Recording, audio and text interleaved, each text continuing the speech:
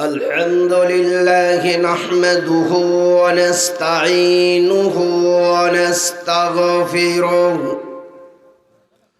ونؤمن به ونتوكل عليه ونعوذ بالله من شرور أنفسنا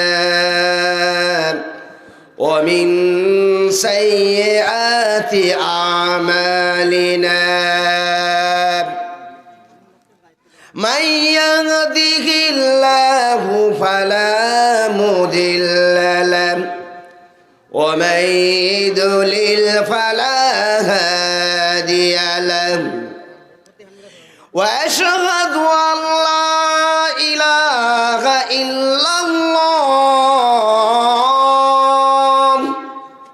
وحده لا شريك له وأشهد أن محمدًا عبده ورسوله أما بعد فأعوذ بالله من الشيطان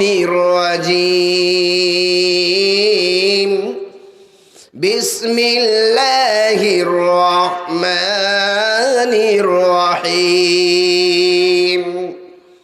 বিতাড়িত শয়তান হতে চাহি খোদার আশ্রয় শুরু আল্লাহর নামে যিনি দয়ালু দয়াময় আলহামদুলিল্লাহি রাব্বিল আলামিন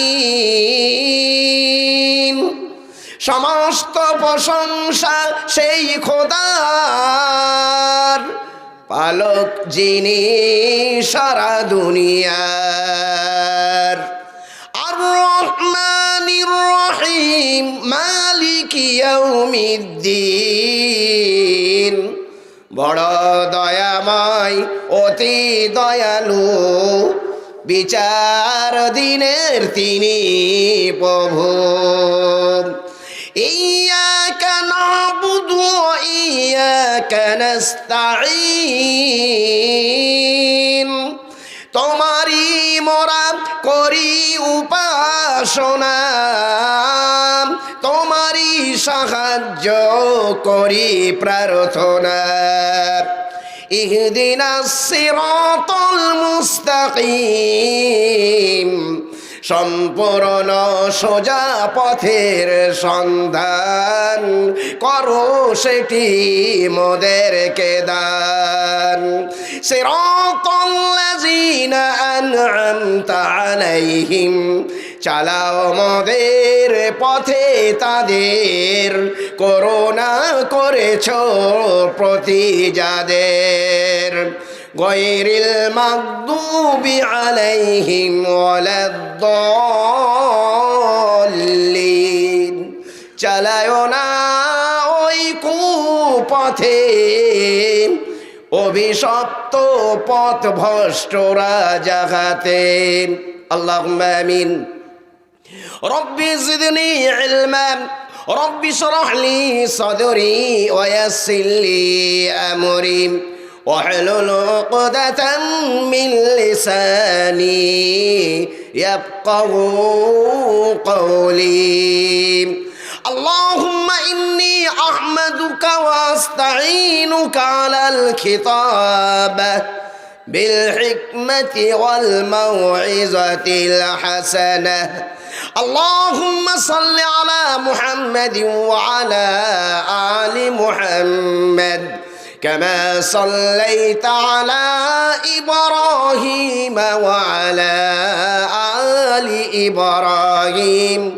إنك حميد مجيد اللهم بارك على محمد وعلى آل محمد كما باركت على إبراهيم وعلى آل إبراهيم إنك حميد مجيد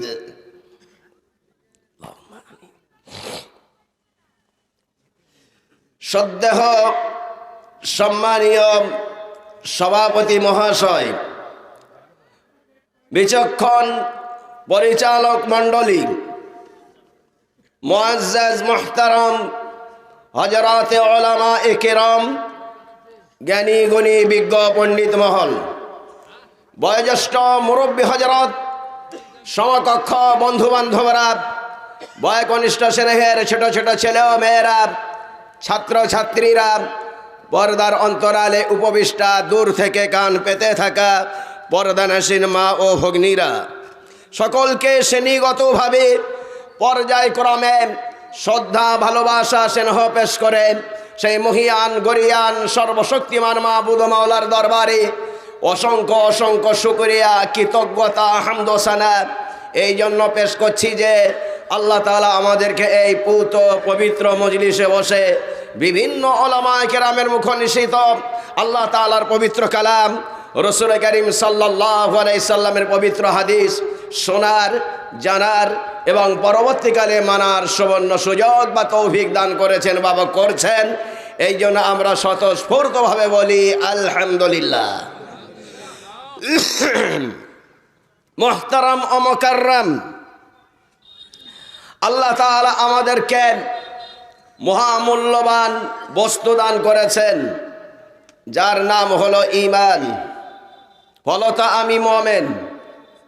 আল্লাহ তাআলা আমাদেরকে মহামূল্যবান বস্তু দান করেছেন ইসলাম। ফলত আমি হলাম মুসলিম। আমার দায়িত্ব আছে, আমার কর্তব্য আছে সেগুলোকে রক্ষা করার। সেগুলো মহামূল্যবান, ওগুলোকে যদি আমি হেফাজত না করি তবে কিন্তু আমার ক্ষতি আমি নিজেই করব। আমি কি জানি আমার অন্তরে যে বিশ্বাসটা আছে কত মূল্যবান? জানা নেই। আমি বলি পৃথিবীর যা দাম, জান্নাতের যা দাম, তার থেকে অনেক বেশি মূল্যবান আমার অন্তরের ঈমান। বলুন সুবহানাল্লাহ।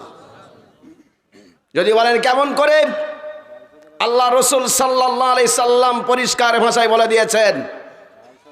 আল্লাহ রাসূল সাল্লাল্লাহু আলাইহি সাল্লাম বলেন, লা তাকুমুস সাআতু আলা আহাদি ইয়াকুলু আল্লাহ আল্লাহ। আল্লাহ আল্লাহ উচ্চারণকারীর উপস্থিতিতে কিয়ামত সংঘটিত হবে না। একজন মুমিন বেঁচে থাকবে ততদিন পর্যন্ত দুনিয়া বাকি থাকবে। মুমিন থাকবে না, দুনিয়াকে শেষ করে দেওয়া হবে। জিজ্ঞাসা করছি, ইমানের দাম বেশি না দুনিয়ার দাম বেশি? জি, কার বেশি? ইমানের। কারণ ইমান বাকি তো দুনিয়া বাকি। ইমান শেষ, দুনিয়া শেষ। কথা বলেন, ইমান শেষ, দুনিয়া শেষ, ইমান বাকি, দুনিয়া বাকি। একজন মুসলমান বেঁচে থাকবে তো এই সব কিছু দুনিয়ার আকাশ পাতাল চন্দ্র সূর্য সব বাকি থাকবে, যথা নিয়মে উদিত অস্তমিত হবে। বলুন সুবহানাল্লাহ।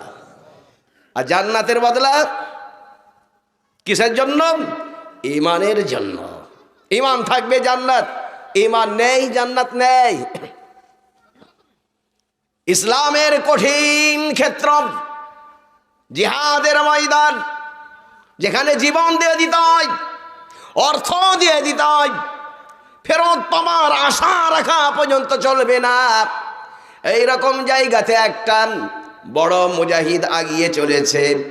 সকলে তাকে বলছেন, হানি আল্লাহ, তোমার জন্য সুসংবাদ। আল্লাহ রাসূল সাল্লাল্লাহু আলাইহি ওয়াসাল্লাম বলছেন, কাল্লা, তার জন্য কোনো সুসংবাদ নেই, বরং হুয়া ফিন্নার, ও যাবে জাহান্নামে। কাদান নাস আইয়ারতাবু, সাহাবারা সন্দেহের কাছাকাছি পৌঁছে গেলেন। একজন বললেন, এর শেষ পরিণাম গিয়ে দেখব। ও আগিয়ে যায়, আমি আগিয়ে গেলাম। ও থেমে যায়, আমি থেমে যাই। সামান্যতম আঘাত হল, আঘাত পাওয়ার পরেতে নিজের অস্ত্র বের করে নিজেকেই সে হত্যা করে ফেলল, আত্মহত্যা করলো। সব গুনাহ তার যা ছিল চেপে গেল, সব নেকি যা ছিল সব বরবাদ হয়ে গেল, ঈমান তার চলে গিয়েছে। সাহাবী এসে বলছে, হুজুর, আল্লাহ তাআলা আপনাকে সত্য করে দিয়েছেন, আমি বলছি আপনি আল্লাহর রাসূল। কি কথা, কেন বলছেন? বলছে আপনি যাকে বলেছিলেন ওই লোকটা যাবে জাহান্নামে। আমরা তখন চিন্তা ভাবনা করলাম এই লোক যদি যায় জাহান্নামে, জান্নাতে যাবে তবে কে? 1 নম্বর মুজাহিদকে আপনি বলছেন যাবে জাহান্নামে, তবে জান্নাতে যাবে কে? আমি দেখলাম এর শেষ পরিণাম সে কি? সে চলে গিয়েছে একেবারে জাহান্নামে, নিজেকে আত্মহত্যা করেছে। আল্লাহ রাসূল সাল্লাল্লাহু আলাইহি সাল্লাম বললেন তবে ঘোষণা করে দাও, আলিম ঘোষণা করো, লা ইয়াদখুলুল জান্নাতা ইল্লা মুমিন, ঈমানদার ছাড়া কেউ জান্নাতে যাবে না। ঈমান থাকবে জান্নাতে যাবে, ঈমান থাকবে না জান্নাতে যাবে না। এই মহামূল্যবান ঈমানটাকে কাড়ার নানা রকম চক্রান্ত থাকবে, আমরা ওসব চক্রান্ততে যাব না। আল্লাহ এক মেনে নিয়েছে, এর নাম ঈমান। হযরত মুহাম্মদ মুস্তাফা সাল্লাল্লাহু আলাইহি সাল্লাম শেষ নবী, তাকে মেনে নিয়েছে, এর নাম হলো ঈমান। ইসলাম এর বুনিয়াদ 5টা বস্তুর ওপরে আছে, কলমা, নামাজ, রোজা, হজ, যাকাত। এগুলোর হচ্ছে কি ঈমান ও আমলের সঙ্গে সম্পর্ক আছে। এর ওপরে আমরা আমল করব, বলো ইনশাআল্লাহ। সকলে বলে ইনশাআল্লাহ। মাঝখানে যদি কেউ আসে তো তারাই শেষ হয়ে যাবে।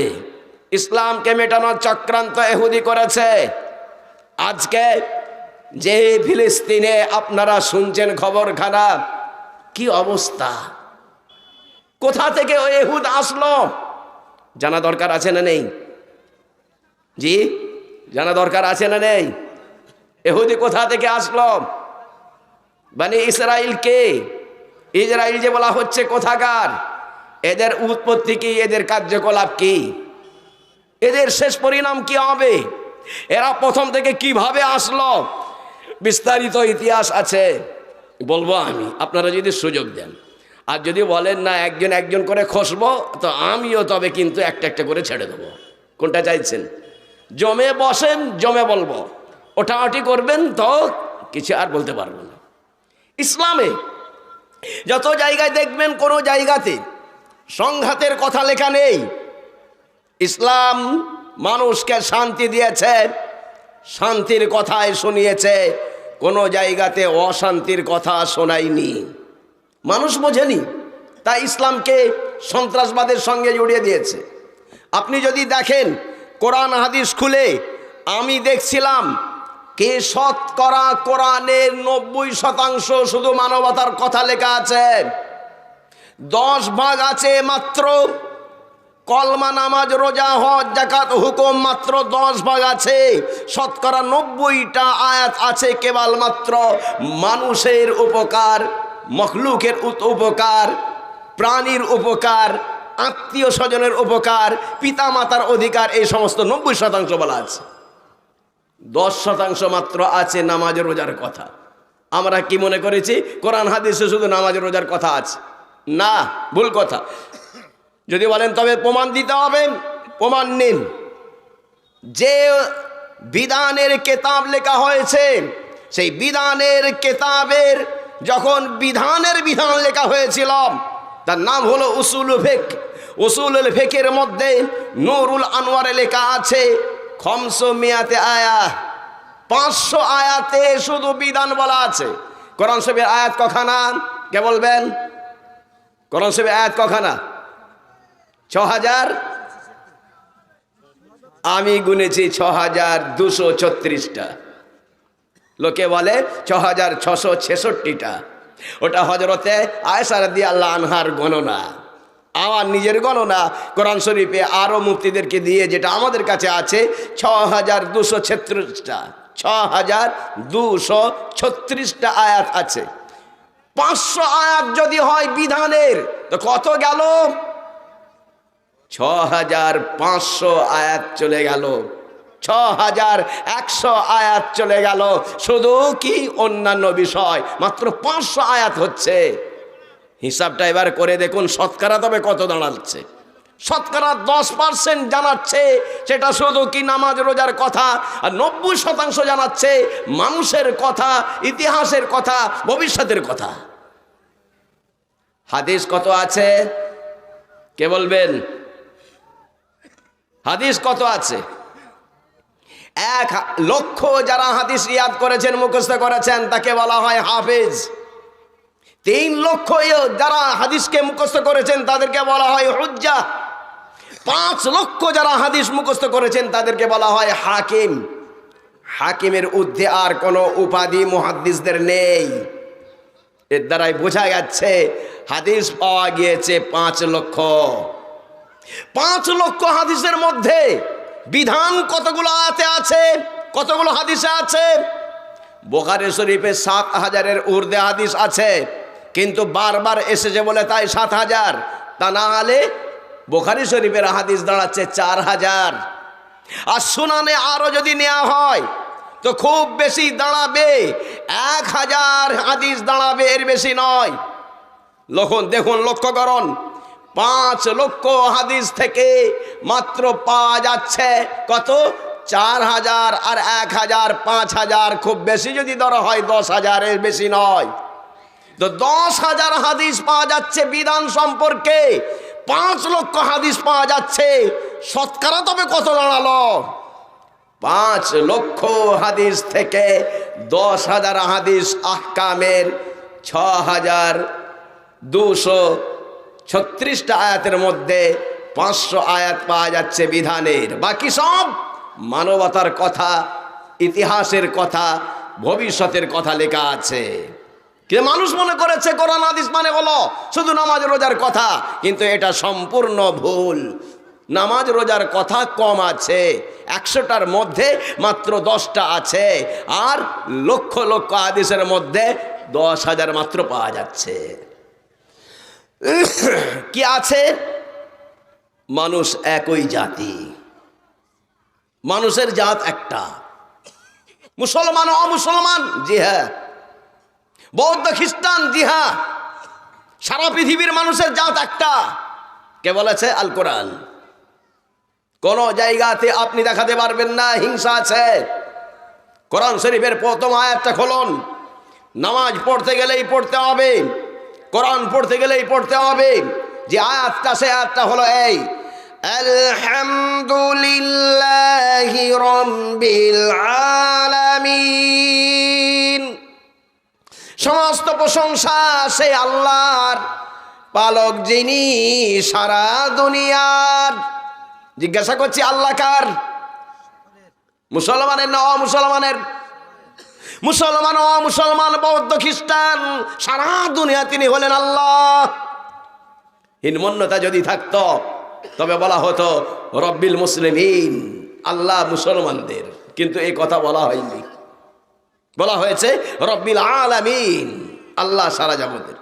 ইমাম সাহেব যদি বলে আল্লাহকে তো ওরা মানে না, এই জন্য ওদেরকে দেব না, আমার নিজের করে নেব, আর বলবো আলহামদুলিল্লাহি রব্বিল মুসলিমিন, জিজ্ঞাসা করছি নামাজ হবে? জি, নামাজ হবে না, ফেরেশতা মাথায় চাটি মারবে। আর যদি কোনো তালবে ইলম থাকে লোকমা মারবে, আর তালবে ইলম যদি না থাকে, যদি বুড়ো মুসল্লি থাকে তো গলা খাকারা মারবে। ইমাম সাহেব কি হচ্ছে, গন্ডগোল করছেন কেন? আল্লাহ তাআলা সারা জগতের। আপনি বলছেন কি আল্লাহ মুসলমানের? কারণ আল্লাহকে ওর আল্লাহ বলেনি, এই জন্য মুসলমানের করে দেব। আল্লাহ বলে না, আমি সারা জগতের, আমাকে মানুক চাই নাই মানুক, আমি হলাম সারা দুনিয়ার। কোরআন শরীফের প্রথম আয়াত বললাম, কোরআন শরীফের শেষ সূরাখানা খুলে দেখুন, সেখানেও বারবার বলে দেওয়া আছে, কুল আউযু বিরাব্বিন নাস, মালিকিন নাস, ইলাহিন নাস। বলো আমি আশ্রয় গ্রহণ করি সে আল্লাহর, যিনি হলেন সমস্ত মানুষের প্রতিপালক। রব্বিন নাস বলা হলো, রব্বিল মুসলিমিন বলা হলো না। মালিকিন নাস, তিনি হলেন সারা দুনিয়ার মানুষের বাদশা। ইলাহিন নাস, তিনি হলেন সমস্ত মানুষের উপাস্য, নমস্য, পূজ্য, আরাধ্য। মুসলমানের কেবলমাত্র নয়, সারা দুনিয়া তিনি হলেন। এইভাবে আল্লাহর পরিচয় দেওয়া হয়েছে, আল্লাহ হলেন সারা দুনিয়ার। আল্লাহকে আল্লাহ বলুক চাই নাই বলুক, কেউ গড বলবে, কেউ ভগবান বলবে, কেউ ঈশ্বর বলবে, কে মালিক বলবে? যে যে নামে ডাকবে তো তুমি তাকে খারাপ মনে করো না। জিজ্ঞাসা করছি, আপনাদের উদাহরণ দিলে আপনারা রেগে যাবেন, এই জন্য আমারই দিই। মনে করুন খোদা না খাস্তা একটা ছেলে আমাকে আব্বা বলে, আর একটা ছেলে আমাকে আব্বা বলে না। আমার দুটো ছেলে আছে, মনে করেন একটা ছেলে আমাকে আব্বা বলছে, আর একটা আমার ছেলে আব্বা বলেনি, সে আমাকে অন্য কথা বলেছে, যেটা বলতে নয় সে কথা বলেছে, কটু কথা বলেছে। মনে করুন আমাকে শালা বলেছে। জিজ্ঞাসা করছি, যে আব্বা বলেছে তার তো আমি আব্বা, যে আমাকে আব্বা বলেনি শালা বলেছে, তার কি আমি শালা হয়ে যাব না আব্বাই থাকবো? জি আব্বাই থাকবো। কর্মক্ষেত্র পাল্টানো যাবে, বন্ধু পাল্টানো যাবে, আধার কার্ড পাল্টানো যাবে, সব পাল্টানো যাবে। আব্বাকে কেউ কি পাল্টাতে পারবেন? যেখান থেকে জন্ম নিয়েছে ওটাকে পাল্টানো যায়, ওটা থেকে কেউ পাল্টাতে পারে না। ওই রকমই তুমি গড পাল্টাতে পারো, ভগবান শব্দ পাল্টাতে পারো, আল্লাহ শব্দ পাল্টাতে পারো, মালিক শব্দ পাল্টাতে পারো, কিন্তু আল্লাহ জাতকে কেউ পাল্টাতে পারবে না। তিনি হলেন স্রষ্টা, তিনি হলেন সৃষ্টিকর্তা, এটাকে কেউ পাল্টাতে পারে না। জন্মদাতা আব্বাকে যেমন দুনিয়াতে পারতে না, তেমন করে সারা দুনিয়া এবং আখিরাতের সৃষ্টিকর্তা আল্লাহকেও কেউ পাল্টাতে পারবে না। কথা বুঝে আসছে? সুবহানাল্লাহ বলেন। আল্লাহকে পাল্টানো সম্ভব নয়। রাসূল সারা দুনিয়ার অন্যান্য নবীর জন্য, জাতির জন্য, নবী এবং জাতিকে জুড়ে জুড়ে বলা আছে, এক একটা জাতির জন্য এক একটা নবী। আমার রাসূলের সঙ্গে কোনো জাতির নাম নেই। কেন? এই জন্যই আমার নবীকে কোনো নির্দিষ্ট জাতির জন্য প্রেরণ করা হয়নি, বরং সারা দুনিয়ার জন্য প্রেরণ করা হয়েছে। বলুন সুবহানাল্লাহ। কোরআন খুলুন, আল্লাহ তাআলা বলেন এক একটা জাতির জন্য এক একজন নবী রাসূলের নাম উল্লেখ করা হলো। وإلى عاد أخاهم هودا, আদ জাতির জন্য হুদ আলাইহিস সালামকে প্রেরণ করেছি। ওয়াইলা সামুদ আখাহুম সালিহা, সামুদ জাতির জন্য সালেহ আলাইহিস সালামকে প্রেরণ করলাম। জাতির নাম সামুদ, নবীর নাম সালেহ আলাইহিস সালাম। ওয়াইলা মাদিয়ান আখাহুম শুআইবা, মাদিয়ানবাসীর জন্য শুআইব আলাইহিস সালামকে প্রেরণ করা হয়েছে। জাতির নাম মাদিয়ান, নবীর নাম শুআইব আলাইহিস সালাম। ওয়ালিকুল্লি উম্মাতির রাসূল, প্রত্যেকটা জাতির জন্য নির্ধারিত রাসূল প্রেরণ করা হয়েছে। ওমা মিন উম্মাতিন ইল্লা খালা ফিহা নাযীর, এমন কোন জাতি নাই যে জাতির জন্য সতর্ককারী প্রেরণ করা হয়নি। প্রত্যেকটা জাতির জন্য নির্ধারিত নবী রাসূল প্রেরণ করা হয়েছে, কিন্তু আমার রাসূলের জন্য কোন জাতির নাম উল্লেখ করা হয়নি। কারণ কি? এই জন্যই যে আমার রাসূল হলেন সারা জগতের, সারা বিশ্বের সমস্ত জীবনের জন্য, চিরকালের জন্য প্রেরণ করা হয়েছে। এই জন্য আমার নবীর সঙ্গে কোনো জাতির নামকে উল্লেখ করা হলো না। আরবের নাম বলা হয়নি, ভারতের নাম বলা হয়নি, মক্কার নাম বলা হয়নি, মদিনার নাম নেওয়া হয়নি, মুসলমানের নাম নেওয়া হয়নি, বরং বলা হয়েছে কুল, হে নবী আপনি বলুন, ইয়া আইয়ুহান নাস, হে সমগ্র মানব, ইন্নী রাসূলুল্লাহি ইলাইকুম জামিআ, আমাকে প্রেরণ করা হয়েছে তোমাদের সকলের কাছে। প্রথমেই দেখুন ডাকা হয়েছে আইয়ুহান নাস, সমগ্র মানব সনব, আমাকে প্রেরণ করা হয়েছে সকলের কাছে। নামাজের জন্য ডাকা হয়েছে আইয়ুহাল্লাযিনা আমানু, নামাজ কার? মুসলমানের। নামাজ কার নয়? অমুসলমানের নামাজ নয়। এই জন্য নামাজ ধরানোর জন্য আল্লাহ তাআলা বললেন আইয়ুহাল্লাযিনা আমানু, হে ঈমানদার, আকিমুস সালাহ, নামাজ কায়েম করো। রোজা কার? মুসলমানের না অমুসলমানের? মুসলমানের। রোজা অমুসলমানের নয়। পারা নম্বর 2 আল্লাহ তাআলা বলেন ইয়া আইয়ুহাল্লাযিনা আমানু কুতিবা আলাইকুমুস সিয়াম, হে ঈমানদার ব্যক্তি, তোমাদের ওপরে রোজা ফরজ করা হয়েছে। রোজা মুসলমানের, এই জন্য মুসলমানকে ডেকে রোজা বলা হলো, কিন্তু রসুল সারা দুনিয়ার, এই জন্য মুসলমানকে না ডেকে সারা দুনিয়ার মানুষকে ডাকা হলো। আইয়ুহান নাস, হে সমগ্র মানব, ইন্নী, নিশ্চয় আমি রাসূলুল্লাহ, আল্লাহর পক্ষ থেকে প্রেরিত, ইলাইকুম জামিআ, তোমাদের সকলের কাছে। আল কোরআন হীনমন্যতা আছে? নেই। সারা পৃথিবীর মানুষকে এক করেছে কে? কোরআন। কানান নাসু উম্মাতান ওয়াহিদা, মানুষের জাত একটা। আল কোরআন পারা নম্বর 2, পরিষ্কার ভাষায় বলা আছে, কোন ধর্মে এরকম কথা বলা নেই। ইসলাম এত প্রশস্ত, এত চওড়া, এত উদার, এর ভিতরে কোনো হীনমন্যতা সংহিতা নাই। দুনিয়ার মানুষ আসো দেখো, পরিষ্কার ভাষায় উল্লেখ করে দেয়া আছে, কোনো ধর্মগ্রন্থ এত অনুবাদ করা হয়নি যত অনুবাদ করা হয়েছে আল কোরআন। যে কোনো ভাষায় মানুষ পড়ে দেখো, মানুষের জাত একটা। আমরা সব যার আব্বা তারা, যার আব্বা তারা, যার আব্বা, এইভাবে চলে যান। আমাদের যারা আব্বা আছেন, তাদের যারা আব্বা ছিলেন, তাদের আব্বা ছিলেন, চলে যান। কোথায় গিয়ে দাঁড়াবে? হযরতে আদম। কোথায় গিয়ে দাঁড়াবে? হযরতে আদম। আমাদের যারা মা আছেন, তাদের মা, তাদের মা, তাদের মা, এইভাবে যদি পিছনে দিকে দেওয়া হয় তো কোথায় দাঁড়াবেন? হাওয়ার কাছে দাঁড়াবেন।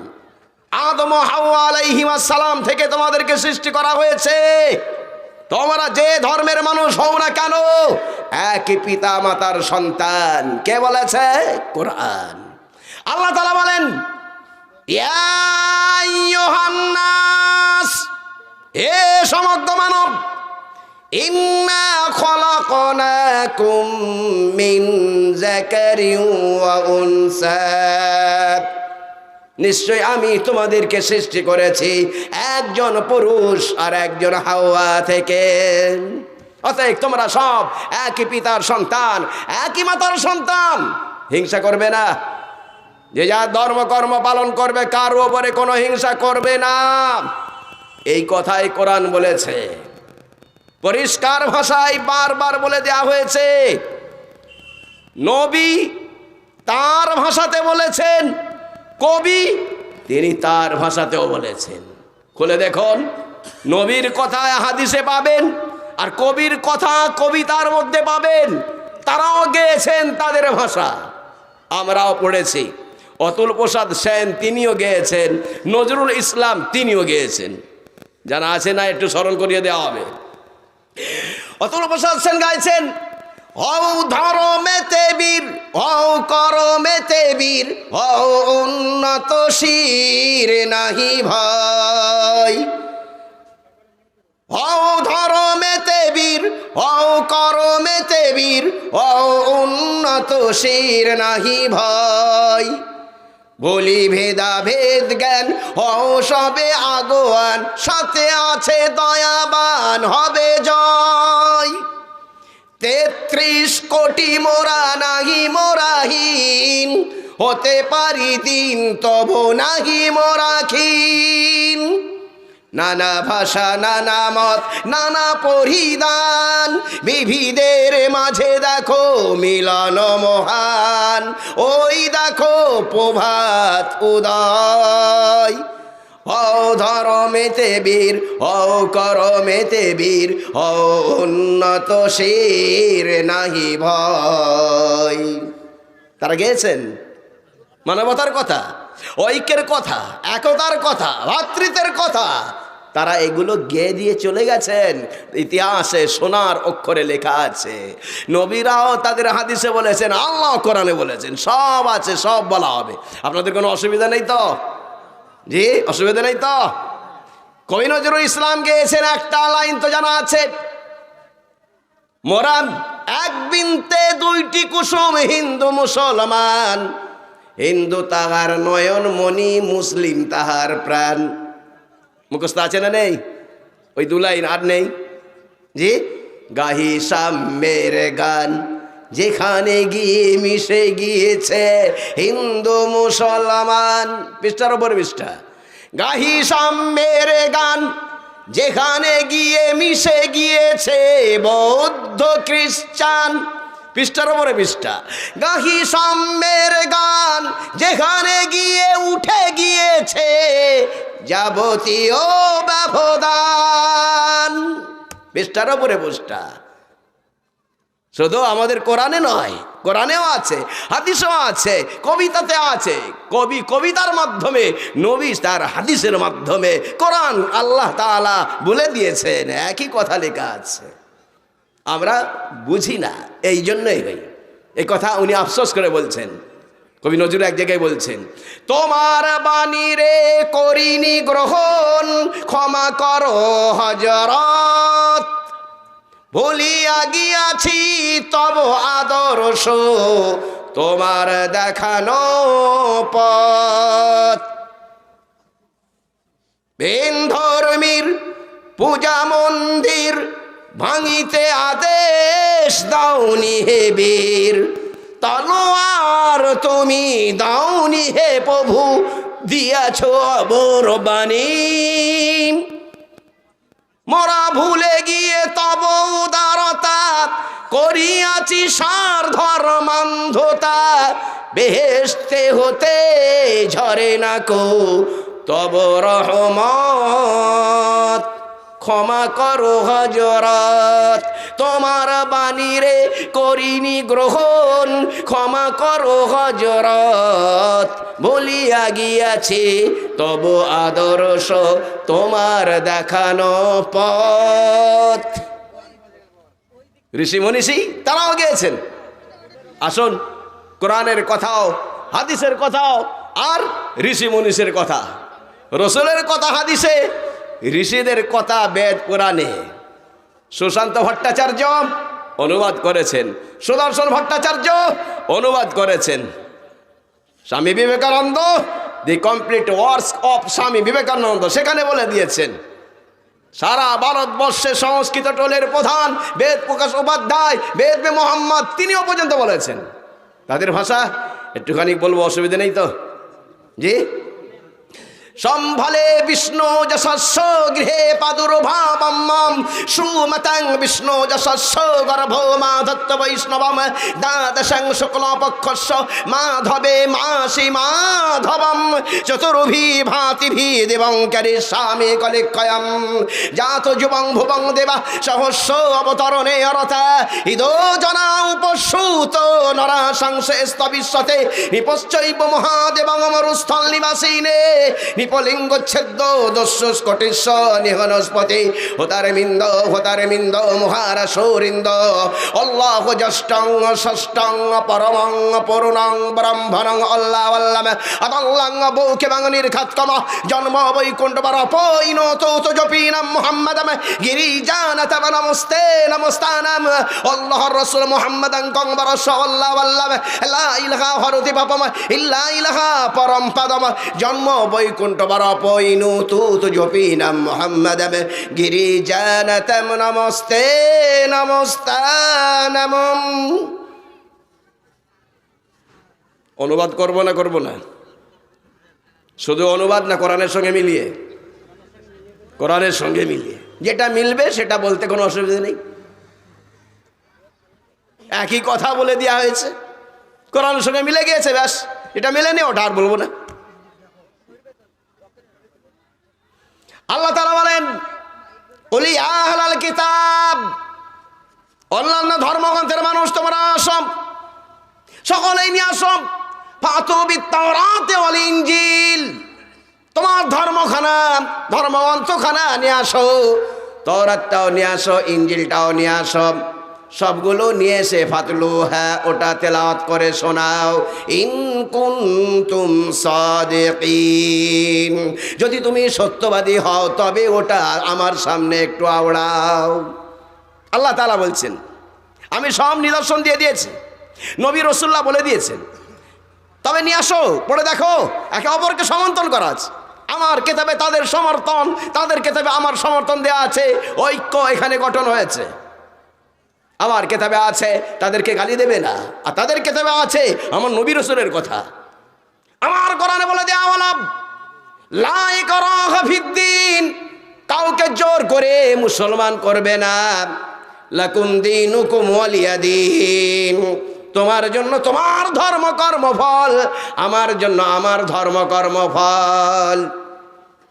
অতএব যে যার ধর্ম কর্ম পালন করবে, সে যদি দুর্গা বলে, কালী বলে, তার দুর্গা কালী বলার অধিকার আছে, তোমার গালি দেবার অধিকার নাই। খবরদার, আল কোরআন পারা নম্বর 7 পৃষ্ঠা নম্বর শেষ। ওয়ালা তাসুব্বুল্লাযীনা ইয়াদউনা মিন দুনিল্লাহি ফায়াসুব্বুল্লাহা আদওয়াম বিগাইরি ইলম, আল্লাহ ব্যতীত যারা অন্যান্য নামে ডাকাডাকি করে তাদেরকে তোমরা গালাগালি দিও না। ওরা দুর্গা বলে, কালী বলে, ওদেরকে তোমরা গালাগালি দিও না। তবে ওরা আল্লাহকে গালাগালি দেবে, আল্লাহকে চেনে না, তোমার হিংসাকে জানে, তোমার হিংসার জন্য তারা আল্লাহকে গালাগালি দেবে। মুসলমানের ছেলে, তুমি নামাজ পড়বে, রোজা রাখবে, অন্যান্য দেবদেবীকে গালাগালি কটু কথা বলবে না। তবে কি হবে? তুমি নিজেকে আল্লাহকে গালাগালি না দিয়ে অপরজনকে দিয়ে নিজের আল্লাহকে গালাগালি খাইয়েছ। খবরদার, খবরদার, কারো দেবদেবীকে গালাগালি করবে না, কটু কথা বলবে না। আমি আল্লাহ তাআলা সব সৃষ্টি করেছি, যে চাইবে সে মুসলমান থাকবে, যে চাইবে সে অমুসলমান থাকবে। ফামান শাআ ফালিউমিন ওয়া মান শাআ ফালিয়াকফুর, আল কোরআন পারা নম্বর 15 সূরা কাহাফ। যে চাইবে সে মুসলমান হবে, আর যে চাইবে অমুসলমান থাকবে। তোমার বলার কিছু অধিকার নেই, আমি আল্লাহ তাআলা সব সৃষ্টি করেছি। হুয়াল্লাযী খলাকাকুম, সে আল্লাহ তাআলা তোমাদেরকে সৃষ্টি করেছেন। ফামিনকুম কাফিরুন ওয়া মিনকুম মুমিন, কেউ অমুসলমান হয়েছ, কেউ মুসলমান হয়েছ। একখানা দুখানা তত্ত্ব কোরআনে অহরহ তত্ত্ব আছে। কিতাব লিখেছি, মানবতার পরিচয় কিতাব আমার লেখা আছে, তাতে 250 তত্ত্ব আমি দিয়েছি। তারাও আমার নবীকে সমর্থন করে বলেছে। তারা কিভাবে সমর্থন করেছে সেটা উল্লেখ করা আছে। পরিষ্কার ভাষায় বলে দেওয়া হলো, আল কোরআন পারা নম্বর 2 পৃষ্ঠা নম্বর 2, আল্লাযীনা আতাইনাহুমুল কিতাব, যাদেরকে অন্যান্য ধর্মগ্রন্থ দেওয়া হলো, তওরাত হোক, ইনজিল হোক, বেদ হোক, দীঘা হোক, জিগানিয়া হোক, জিন্দাবিস্তা হোক, ওল্ড টেস্টামেন্ট হোক, নিউ টেস্টামেন্ট হোক, সমস্ত ধর্মগ্রন্থের মানুষেরা ইয়ারিফুনাহু, রাসূলুল্লাহ সাল্লাল্লাহু আলাইহি সাল্লামকে চিনতে পেরে যায়। কামা ইয়ারিফুনা আবনাহুম, যেমন করে দুনিয়ার মানুষ সে তার সন্তানকে চিনতে পেরে যায়। যেমন করে ছেলে কে বাপ চিনতে পারে, মা যেমন করে সন্তানকে বুঝে দেয়, সমস্ত ধর্মগ্রন্থের মানুষরা আল্লাহ রসুলকে এইভাবে চিনতে পেরে যায়। চেনার পরেতে কেউ জানে, কেউ জানে না, কেউ গোপন করে রেখে দেয়। ওয়া ইন্না ফারিকাম মিনহুম লা ইয়াকতুমুনাল হাক্কা ওয়া হুম ইয়ালামুন, এক ধরনের মানুষ তারা সব জানে, জানার পরে গোপন করে রেখে দিয়েছে, মানুষকে তারা জানতে দেয়নি। মুসলমান হয়েছে যারা, কেন? ইসলামের আদর্শ দেখে মুসলমান হয়েছে। কেন? তাদের কিতাব পড়ে। মুসলমানকে দেখে মুসলমান হয়নি। মুসলমানের অবস্থা বড় খারাপ, বলতে লজ্জা লাগে। সকালবেলা উঠেছে, দাঁড়িয়ে দাঁড়িয়ে পেচ্ছাপ করছে, সারা রাত ধরে জলসা শুনছে, কিভাবে পেচ্ছাপ করতে হয় এতটুকুও জানে না। মুখেতে কলগেট, তারপরে মুখটা ধুচ্ছে লাইফ বয় সাবান দিয়ে, মুখটাকে মাজছে, দাঁত মাজছে কলগেট দিয়ে, লাইফ বয় সাবান দিয়ে মুখটাকে মাজছে, আর দাঁড়িয়ে দাঁড়িয়ে পেচ্ছাপ করছে। এখনো পেচ্ছাপ বাকি আছে, ছেড়ে দিল। 2-4 ফোঁটা এতে মাল লাগলো, তো ছেড়ে দিল। তারপরে মুখটাকে মুছবে কি দিয়ে? ওই লুঙ্গির অগ্রভাগ দিয়ে, যেখানে 2-4 ফোঁটা কাঁচা মাল লেগেছিল, ওই দিয়ে মুখটাকে মুছল। হ্যাঁ ভাই, কলগেটটা তো ঠিক আছে, লাইফ বয়টা ঠিক আছে, এটা কি হলো? এটা ফেয়ারে লাভলি হলো নাকি? কি হলো এটা? বলতে লজ্জা লাগে না আমার? সারা সারা রাত ধরে জলসা শুনবে, কিছুই বুঝবে না এরা। এই জন্যই মক্তব, এই জন্যই মাদ্রাসা, এই জন্যই জলসা, এই জন্যই আছে মসজিদ, এই জন্য আছে মাদ্রাসা, এই জন্যই কি আলেম ওলামা আছে। তাদের কাছে যাও, গিয়ে শেখো কিছু, কিভাবে দেয়া হয়েছে আদর্শ, কারা পেয়েছে, কোথায় পেয়েছে। আল্লাহ তাআলা বলছেন, আল্লাযীনা ইয়াত্তাবিউনার রাসূলান নাবিয়্যাল উম্মিয়াল্লাযী ইয়াজিদুনাহু মাকতুবান ইনদাহুম ফিত তাওরাতি ওয়াল ইনজিল। আল কোরআন পারা নম্বর 9 আল্লাহ তাআলা বলেন তাওরাত আর ইনজিলের ভিতরে লিখিতভাবে যখন তারা পায়, বাধ্য হয়ে তখন তারা আল্লাহর রসুলকে গ্রহণ করে নেয়। বলুন সুবহানাল্লাহ। আল্লাহর রসুলকে কোথায় পেয়েছে তারা? ফিত তাওরাত, ইহুদিদের ধর্মগ্রন্থ, ওয়াল ইনজিল খ্রিস্টানদের ধর্মগ্রন্থের ভিতরে তারা পেয়েছে। তারপরে তারা গ্রহণ করে নিয়েছে। বন্ধু আমার, দোস্ত আমার, ভালো করে বুঝে নিন কিভাবে পেয়েছে। আল্লাহ তাদের ঋষি মনীষীর দ্বারাই সমস্ত মানুষকে জানিয়ে দিয়েছেন।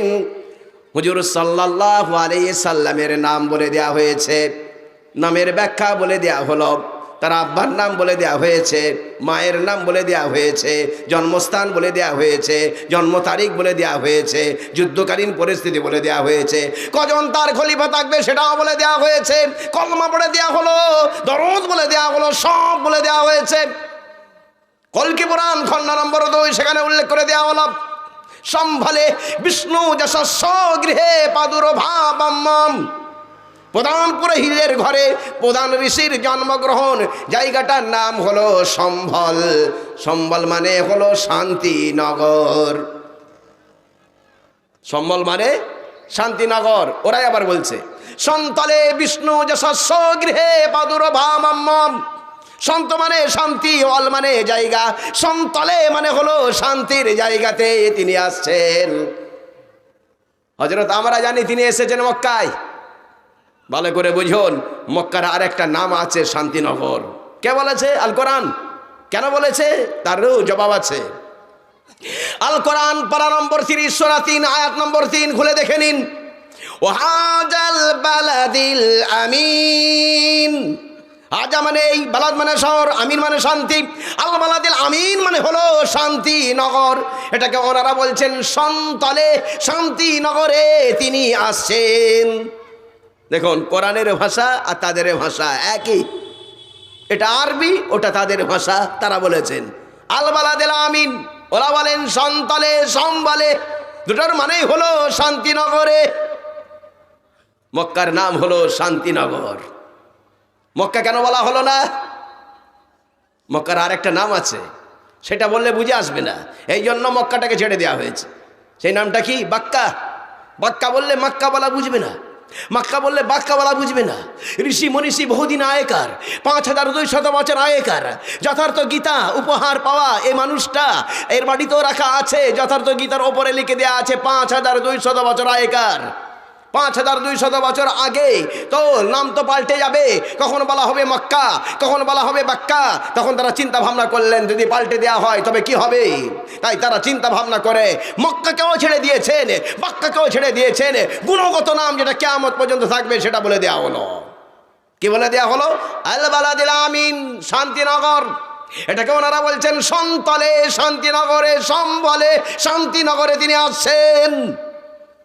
ভালো করে লক্ষ্য রাখুন, ইসলাম শান্তির যে জায়গায় আসছেন ওটাও শান্তিনগর। সুবহানাল্লাহ বলবেন না? জোরে বলেন সুবহানাল্লাহ। ইসলাম শান্তি না অশান্তির? শান্তির। যেখানে আসছেন হযরত মুহাম্মদ সাল্লাল্লাহু আলাইহি ওয়াসাল্লাম, জায়গাটার নাম শান্তিনগর। কে বলেছে? তারাও ঋষি মনীষীরা।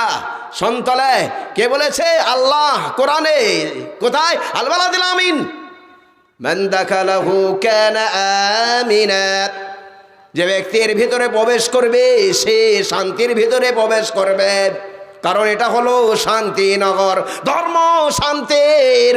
আর যিনি আসছেন, যেখানে আসছেন ওটাও হলো শান্তির। বড় জায়গার নাম বলুন। বড় জায়গার নাম এটাও বলে দেওয়া হলো। বড় জায়গাটার নাম পাল্টেছে।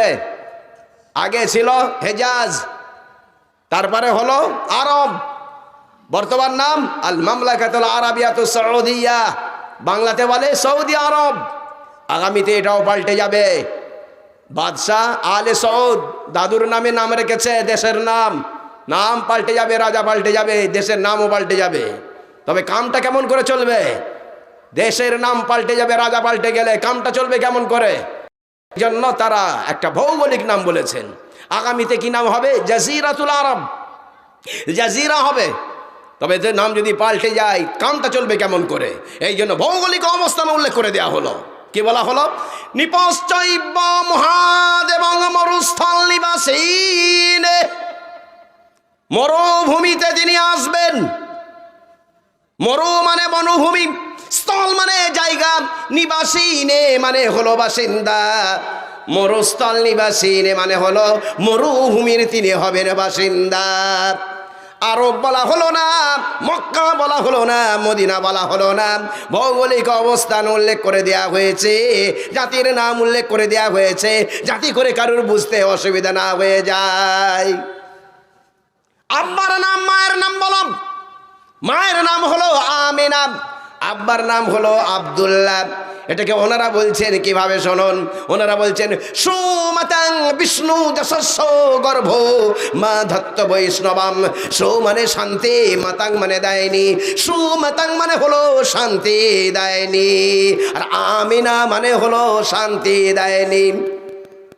ওকে বলা হয় ইসমে ফাইলের সিগা। ছখানা বচন আছে, এক বচন, দ্বিবচন, বহু বচন, তিনটেই পুরুষ লিঙ্গ।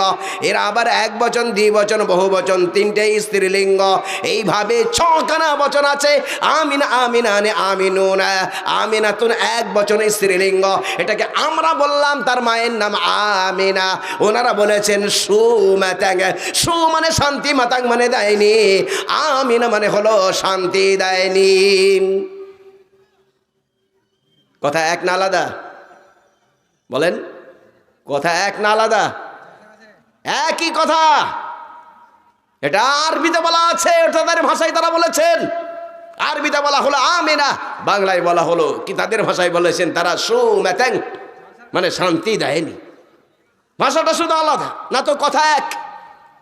লক্ষ্য করুন, ইসলাম শান্তির, যেখানে আসছেন জায়গাটাও শান্তিনগর। যে মহিলার উদরে আসছেন হযরত মুহাম্মদ সাল্লাল্লাহু আলাইহি সাল্লাম, ওই মহিলার নাম হলো আমিনা, মানে হলো শান্তি দেয়নি। আমাদের মাগুলো সব শান্তি দেয়নি আছে তো, নাকি অন্য কিছু হয়ে গেছে? জি, মায়েদের অবস্থা কি? আমাদের কথা মায়েরা শুনতে পাচ্ছে? জি, শুনতে পাচ্ছে? মায়েদের অবস্থা কি? নাম ছিল জামিলা, জামিলা মানে সুন্দরী, রোজ করে ঝামেলা।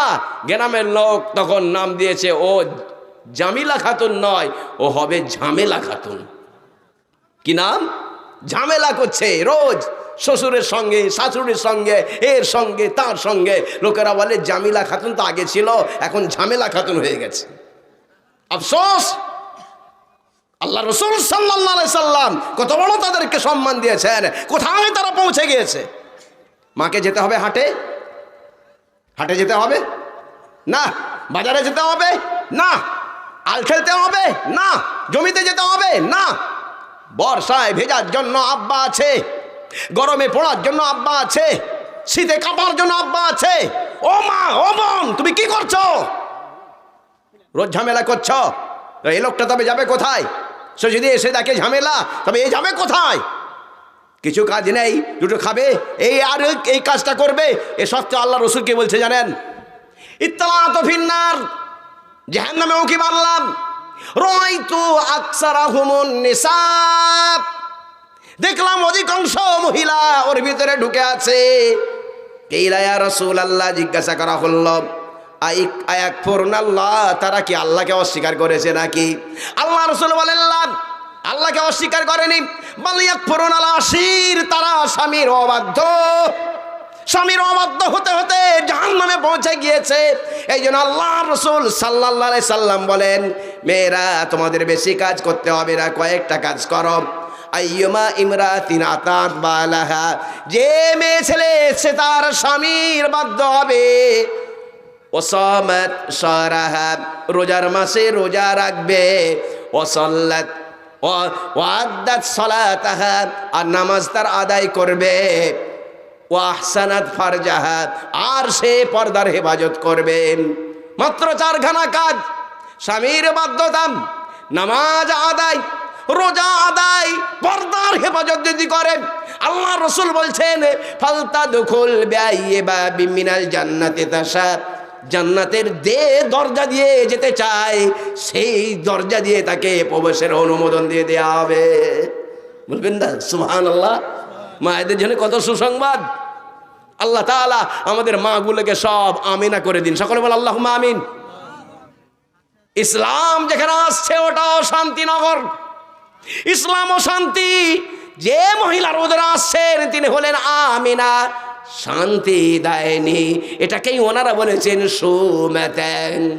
আব্বার নাম কি হবে এটাও বলে দেওয়া হলো, আব্বার নাম হবে আব্দুল্লাহ। আব্দ মানে ইবাদতকারী, আল্লাহ মানে আল্লাহ, আব্দুল্লাহ মানে হলো আল্লাহ তাআলার ইবাদতকারী। এটাকে ওনারা বলছেন বিষ্ণু যশস্য গর্ভ মাধত্ত বৈষ্ণবম। বিষ্ণু মানে ভগবান, যশস্য মানে জপ তপকারী, বিষ্ণু যশস্য মানে হলো ভগবানের জপ তপকারী। আরবিতে বলা হলো আব্দুল্লাহ, তাদের ভাষায় বলা হয়েছে বিষ্ণু যশস্য। দুটোর মানেই হলো কি এক, আল্লাহ তাআলার ইবাদতকারী। আব্বার নামও বলে দেওয়া হলো, মায়ের নামও বলে দেওয়া হলো, জন্মস্থানও বলে দেওয়া হয়েছে, জন্ম তারিখও বলে দেওয়া হয়েছে, 4খানা তারিখ উল্লেখ করে দেওয়া হয়েছে। কখানা তারিখ? 4খানা তারিখ। আজকের তারিখ যদি বলতে হয় 3খানা সংখ্যা দিতে হবে। কটা? 20। 20 বললেই তো হবে না, প্রত্যেক মাসেই তো আসবে 20, এই জন্য 12 ডিসেম্বর হলো। 20-12 তো বললে হবে না, প্রত্যেক বছরই তো 20-12 আসবে, এই জন্য 2023 তবে হবে আজকের তারিখ। ওনারা বলছেন আর 4খানা দেব, সূর্যের 2খানা, চন্দ্রের 2খানা, 4খানা তারিখ তারা উল্লেখ করছেন। দ্বাদশাং শুক্লা পক্ষস্য মাধবে মাসি মাধবম। দা মানে 2, 10 মানে 10, অং মানে যুক্ত। দ্বাদশাং মানে হলো 2 যুক্ত 10 হয় 12। দা মানে 2, 10 মানে 10, অং মানে যুক্ত। দ্বাদশাং মানে হলো 2 যুক্ত হয় 12। 2 যুক্ত 10 কত হয়? 12। আরবিতে কি বলা হয়েছে? ইসনা আশারা মিন রাবিউল আউয়াল। ইসনা মানে 2, আশারা মানে 10, ইসনা আশারা মানে হলো 2 যুক্ত 10 হয় 12। দ্বাদশাং 2 যুক্ত 10 হয় 12, ইসনা আশারা 2 যুক্ত 10 হয় 12। দুটোই তো 12। কোন 12 খুলে বলো? বলে 12 তো একটা না, 12 একটা নয়, 12 দুটো। বাচ্চারা পড়ে দেখবেন কি পড়ে? একে চন্দ্র, 2 পক্ষ। পড়ে না? পড়ে না? মানে জানে? মানে জানে না। জিজ্ঞাসা করছি বাবু কি পড়ছো? আমাই খাচ্ছে, আমাকে গরম। বলছে একে চন্দ্র 2 পক্ষ পড়ছি, দেখতে পাচ্ছ না? ও বাবা, গরম আছে। তা একটু ঠান্ডা করার জন্য বললাম, মারতে তো পারবো না, তাই জিজ্ঞাসা করলাম একে চন্দ্র 2 পক্ষ মানেটা কি? কে উত্তর দিয়েছে জানেন? যা উত্তর দিয়েছে আমার চোখ চড়ক গাছ হয়ে গেছে। বলছে মুখস্থ হচ্ছে না, আবার মানে মারাচ্ছ। ভাষা শুনেছেন? বাচ্চা না চৌবাচ্চা? জি, বাচ্চা না চৌবাচ্চা? বাচ্চা নয়, ওরা চৌবাচ্চা। একে চন্দ্র 2 পক্ষ, আর যেই বলছি মানেটা কি, বলছে মুখস্থ হয় না, আবার মানে মারাচ্ছে। দেখেছেন অবস্থাখানা কি? এটা ছিল আগে ভিআইপি লোকের কাজের, এখন হয়ে গেছে অসভ্য কাজের। বাচ্চা ছেলে, 1 বছরের ছেলে, কথা বলতে পারে না, নানিকে গো গাঁ করছে, কথা বলতে পারে না। কি বলে? গো গাঁ। টাকা কেটে যাবে যে, বলে টক টাইম ফিরে আছে, কত বলবে গো গাঁ করুক গে যাক। চোখটা যে খারাপ হবে, নাকটা যে খারাপ হবে, হার্ট যে খারাপ হবে, বলে কেড়ে নিলেই কাঁদবে, এই জন্য ওকে দিয়ে রেখেছি। ও কি করে? খুলে দেখে সব কিছু। আমি চালাতে জানি না, ও চালায়। ব্যাপারখানাটা কি? যেটা ছিল ভিআইপি লোকের সেটা কার হয়েছে আজকে? বলুন। যেটা ছিল পুলিশ অফিসারের, যেটা ছিল ভিআইপি লোকের, সেটা হয়ে গেছে কার? বাচ্চার খেলনা। আগামীতে হয়তো এটাও হতে পারে। এখন তো 1 বছরের ছেলে চাইছে, আগামীতে হয়তো পেটের ভেতরের বাচ্চাটা বলবে আগে একটা মোবাইল কেন তবে বের হব। এরকম না হয়ে যায়। আল্লাহ হেফাজত করুন, সকলে বলেন আল্লাহুম্মা আমিন। অবস্থা কোথায় পৌঁছেছে আমাদের? আল্লাহ হেফাজত করুন, বলুন আল্লাহুম্মা আমিন। দ্বাদশাং শুক্লা পক্ষস্য মাধবে মাসি মাধবম। ইসনা আশারা মিন রাবিউল আউয়াল। ইসনা মানে 2, আশারা মানে 10, 2 যুক্ত 10 হয় 12। দা মানে 2, 10 মানে 10, অং মানে যুক্ত। দ্বাদশাং মানে হলো 2 যুক্ত হয় 12। কোন 12? খুলে বলো। একে চন্দ্র 2 পক্ষ। প্রথম 15 দিনে একটা চাঁদের আলো থাকবে, 16 তারিখকে 16 তারিখ বলা হবে না, চাঁদের আলো নেই, এই জন্য প্রথমকে বলা হবে শুক্ল মানে সাদা পক্ষ, আর দ্বিতীয় 15 তারিখকে ওটাকে বলা হবে কৃষ্ণপক্ষ অন্ধকার পক্ষ, 16 তারিখকে বলা হবে 1, 17কে 2, 18কে 3, 19কে 4, 20কে বলা হবে 5, 27 তারিখে বলা হবে 12। কোন 12 তবে খুলে বলো? শুক্ল না কৃষ্ণ, সাদা পক্ষ চাঁদের পক্ষ, না কালো পক্ষ অন্ধকার পক্ষ, কোন 12? ওনারা বলছেন যে 12 আমরা জানি প্রথম 12, এটাকে ওনারা বলছেন দ্বাদশং শুক্ল পক্ষস্য, 12 তারিখ সাদা পক্ষেই তিনি আসছেন, প্রথম পক্ষেই তিনি আসছেন। ইসলাম যে আলোময়, অন্ধকারে আসছেন না, আলোর যুগেতে আসছেন। বলুন সুবহানাল্লাহ। একটু জোরে হবে না? নারায়ে তাকবীর। মনে পড়ে গেল ঘটনা, আল জাজব কিতাব, মনে পড়ে গেল ঘটনা, পুরাতন কিতাব লাইব্রেরিতে, হুজুর এটা পড়তে পারবেন না? হ্যাঁ পড়তে পারবো। পরীক্ষা দিতে হবে, পরীক্ষাও দিলাম, পাস করলাম, পড়তে দিয়েছে। পুরাতন কিতাব আল জাজব, কি লেখা আছে? হুজুর সাল্লাল্লাহু আলাইহি সাল্লামকে মানুষ চিনেছে 40 বছরে নবী হিসাবে। 40 বছরের আগে মানুষ নবী হিসাবে চিনত না। ভালো মানুষ, সত্য মানুষ, আল আমিন এই বলে, নবী বলে চিনত না। হুজুরের বয়স তখন 30, ভালো মানুষ, নবী মানুষ চেনেনি মানুষ। হযরত আবু বকর সিদ্দিক রাদিয়াল্লাহু আনহু তখন সিরিয়ায় গিয়েছেন বাণিজ্য ক্ষেত্রে, ব্যবসার ক্ষেত্রে। দেখছেন একটা আলো, ঘুমিয়ে গিয়েছেন রাত্রিবেলা, ঘুমিয়ে স্বপ্নের মধ্যে দেখছেন যে একটা আলো কামা শরীফের ভিতরে আসলো, এরপরে তার বাড়িতে প্রবেশ করলো, এরপরে অন্যান্য বাড়িতে প্রবেশ করলো। আবু বকর সিদ্দিক রাদিয়াল্লাহু আনহুর ঘুমটা ভেঙে গিয়েছে। তারপরে হ্যালো করা যাবে না, কেন তখন তো হ্যালো নেই। আজকে যে কাফেলা আসছে ও তো 15 দিনের আইকার ছাড়া মক্কা থেকে ছেড়েছে। আজকে যে ছেড়েছে 15 দিন পর আসবে, তবে খবর জানবো। মক্কাতে তবে কি হলো, আলো কেন, কি আগুন লাগলো নাকি? আমার বাড়িতে অন্যান্য বাড়িতে ব্যাপারখানা কি? আরবে লু চলে, আগুন টাগুন লেগে গেল নাকি? স্বপ্নেরও একটা ব্যাখ্যা হয়। তাই তাবির রুইয়া, বিরাট বড় কিতাব, মুহাম্মদ ইবনে সিরিন রহমাতুল্লাহ আলাইহি, বুখারীর ওস্তাদ, তিনি লিখেছেন। কি লিখছেন? হযরত আবু বকর সিদ্দিক রাদিয়াল্লাহু আনহু তখনকার জামানার পাদ্রী পুরোহিতের কাছে ছুটলেন। যে পাদ্রী উনি হলেন ইহুদি, তাওরাত পড়ছিলেন। বাড়িতে টোকা দিয়েছেন, আছো? হ্যাঁ আছি। কে? আমি একজন মক্কার লোক। কি খবর? আমি একটা স্বপ্নের ব্যাখ্যা জানতে চাইছি। ঘটনাক্রমে শুভ সংযোগ হলো এটাই, ওই পাদ্রী মহাশয় ওই স্বপ্নের ব্যাখ্যাটাই তাওরাতে লেখা ছিল, সেটা পড়ছিলেন। বলবেন না সুবহানাল্লাহ? যে স্বপ্ন উনি দেখছেন তার ব্যাখ্যা উনি পড়ে ফেলেছেন ওক্ষুনি, একটু আগেই। আবু বকর সিদ্দিক বলছেন, আমি দেখলাম একখানা আলো কাবা শরীফে, এরপরে আমার বাড়িতে, এরপরে অন্যান্য বাড়িতে ঢুকছে। ব্যাপারখানা কি বলুন? পাদ্রী মহাশয় বললেন, বলবো, কিন্তু 10 বছর আপনি কাউকে বলতে পারবেন না, অপেক্ষা করুন। ঠিক আছে, কসম খাচ্ছি 10 বছর কাউকে বলবো না। বলুন এই স্বপ্নের ব্যাখ্যা কি? পাদ্রী মহাশয় বললেন, আপনাদের গ্রামে কেউ একজন মোহাম্মদ বলে জন্মগ্রহণ করেছেন? বলে হ্যাঁ। আব্বার নাম কি? আব্দুল্লাহ? বলে হ্যাঁ। মায়ের নাম কি? আমিনা? বলে হ্যাঁ। আবু বকর বলেন, হ্যাঁ হ্যাঁ হ্যাঁ। অবশেষে ওই পাদ্রী মহাশয় বললেন, আপনি আপনার নাম বলেননি। আমি বলছি, আপনার নাম কি? আবু বকর? বলে হ্যাঁ আমার নাম আবু বকর। বলে শুনুন, আসল ব্যাপার হলো ওই আলো বলে যেটা দেখেছেন ওটা অন্য কেউ নয়। ওই আলোটা হলো হযরতে মুহাম্মদ সাল্লাল্লাহু আলাইহি সাল্লামের ঈমানের আলো। সুবহানাল্লাহ বলবেন না? উনি এসে গিয়েছেন মানে কাবা শরীফ আলোকিত হয়ে গেছে, আপনার বাড়িতে প্রবেশ করছে। এর মানে হলো আপনি সর্বপ্রথম ইসলাম গ্রহণ করবেন, আর অন্যান্য বাড়িতে প্রবেশ করছে। এর মানে হলো গোটা আরব ভূখণ্ডে ইসলামের আলোয় আলোকিত হয়ে যাবে। যেখানকার স্বপ্ন সেখানে রেখে যান, কাউকে বলবেন না। হুজুর জানলেন কি করে? আবু বকর শুনুন, একটু আগেই পড়ছিলাম তাওরাতের ভিতরে লেখা আছে, যিনি হবেন শেষ নবী, তার যিনি খলিফা হবেন আবু বকর, তার নাম হবে মুহাম্মদ আব্দুল্লাহ তার মায়ের নাম আমিনা। তিনি এসে স্বপ্ন দেখবেন আর একজন পাদ্রী ব্যাখ্যা করবেন। আমি হলাম সেই পাদ্রী, তুমি হলে সেই আবু বকর, উনি হলেন সেই মুহাম্মদ ইবনে আব্দুল্লাহ আমিনা।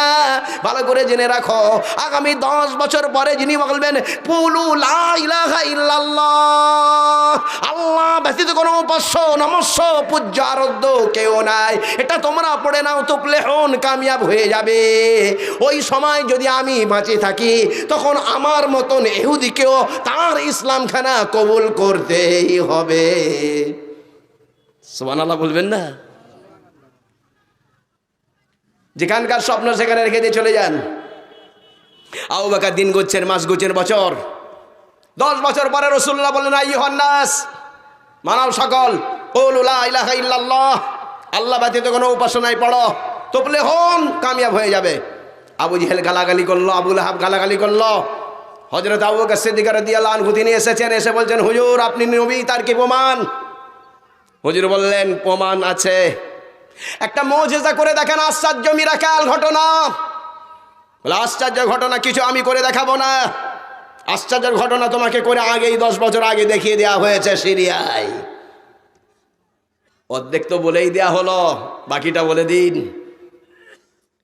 হুজুর বললেন আবু বকর 10 বছর আগে সিরিয়ায় গিয়েছিলেন, স্বপ্নে দেখেছিলেন একখানা আলো কাবা শরীফে, তোমার বাড়িতে অন্যান্য বাড়িতে।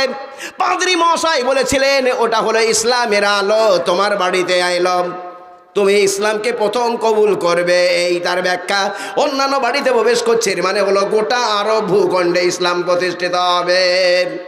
সঙ্গে সঙ্গে আবু বকর সিদ্দিক রাদিয়াল্লাহু আনহু রাসূলুল্লাহ সাল্লাল্লাহু আলাইহি সাল্লামকে জড়িয়ে ধরেছেন আর কলমাখানি পড়ছেন, পড়ে লা ইলাহা ইল্লাল্লাহ, জোরে পড়ে লা ইলাহা ইল্লাল্লাহ, লা ইলাহা ইল্লাল্লাহু মুহাম্মাদুর রাসূলুল্লাহ, আল্লাহ ব্যতীত কোনো উপাস্য নাই, মুহাম্মদ সাল্লাল্লাহু আলাইহি সাল্লাম আল্লাহর পাঠানো রাসূল। কে সর্বপ্রথম ইসলাম কবুল করেছেন? জি, কেউ কেউ বলে খাদিজা, বলে না, বলে না, কোনটা সঠিক? আবু বকর না খাদিজা? মীমাংসা করবো না, জানা আছে কিনা বলেন, যদি না জানা থাকে আমি তো মীমাংসা করবো না। আবু বকর করেছেন এটা তো শুনলেন, খাদিজাও করেছেন এটা শোনা আছে না নেই? আছে। এর আমি যখন বললাম ইনি করেছেন, তবে তো এটা বিভেদ হলো, বিভেদটাকে দূর করতে হবে তো। জি, বিভেদটাকে দূর করে দিই না রেখে দিয়ে চলে যাব? শুনেছিলাম হুজুর সর্বপ্রথম ঈমান কবুল করেছেন খাদিজা, আপনি আজকে বললেন আবু বকর, এটা যেন কেমন কেমন লাগছে, একটু আপনি ব্যাখ্যা করে দিন, ডিসকাস করে দিন, ক্লিয়ার করে দিন, পরিষ্কার করে দেওয়া হবে।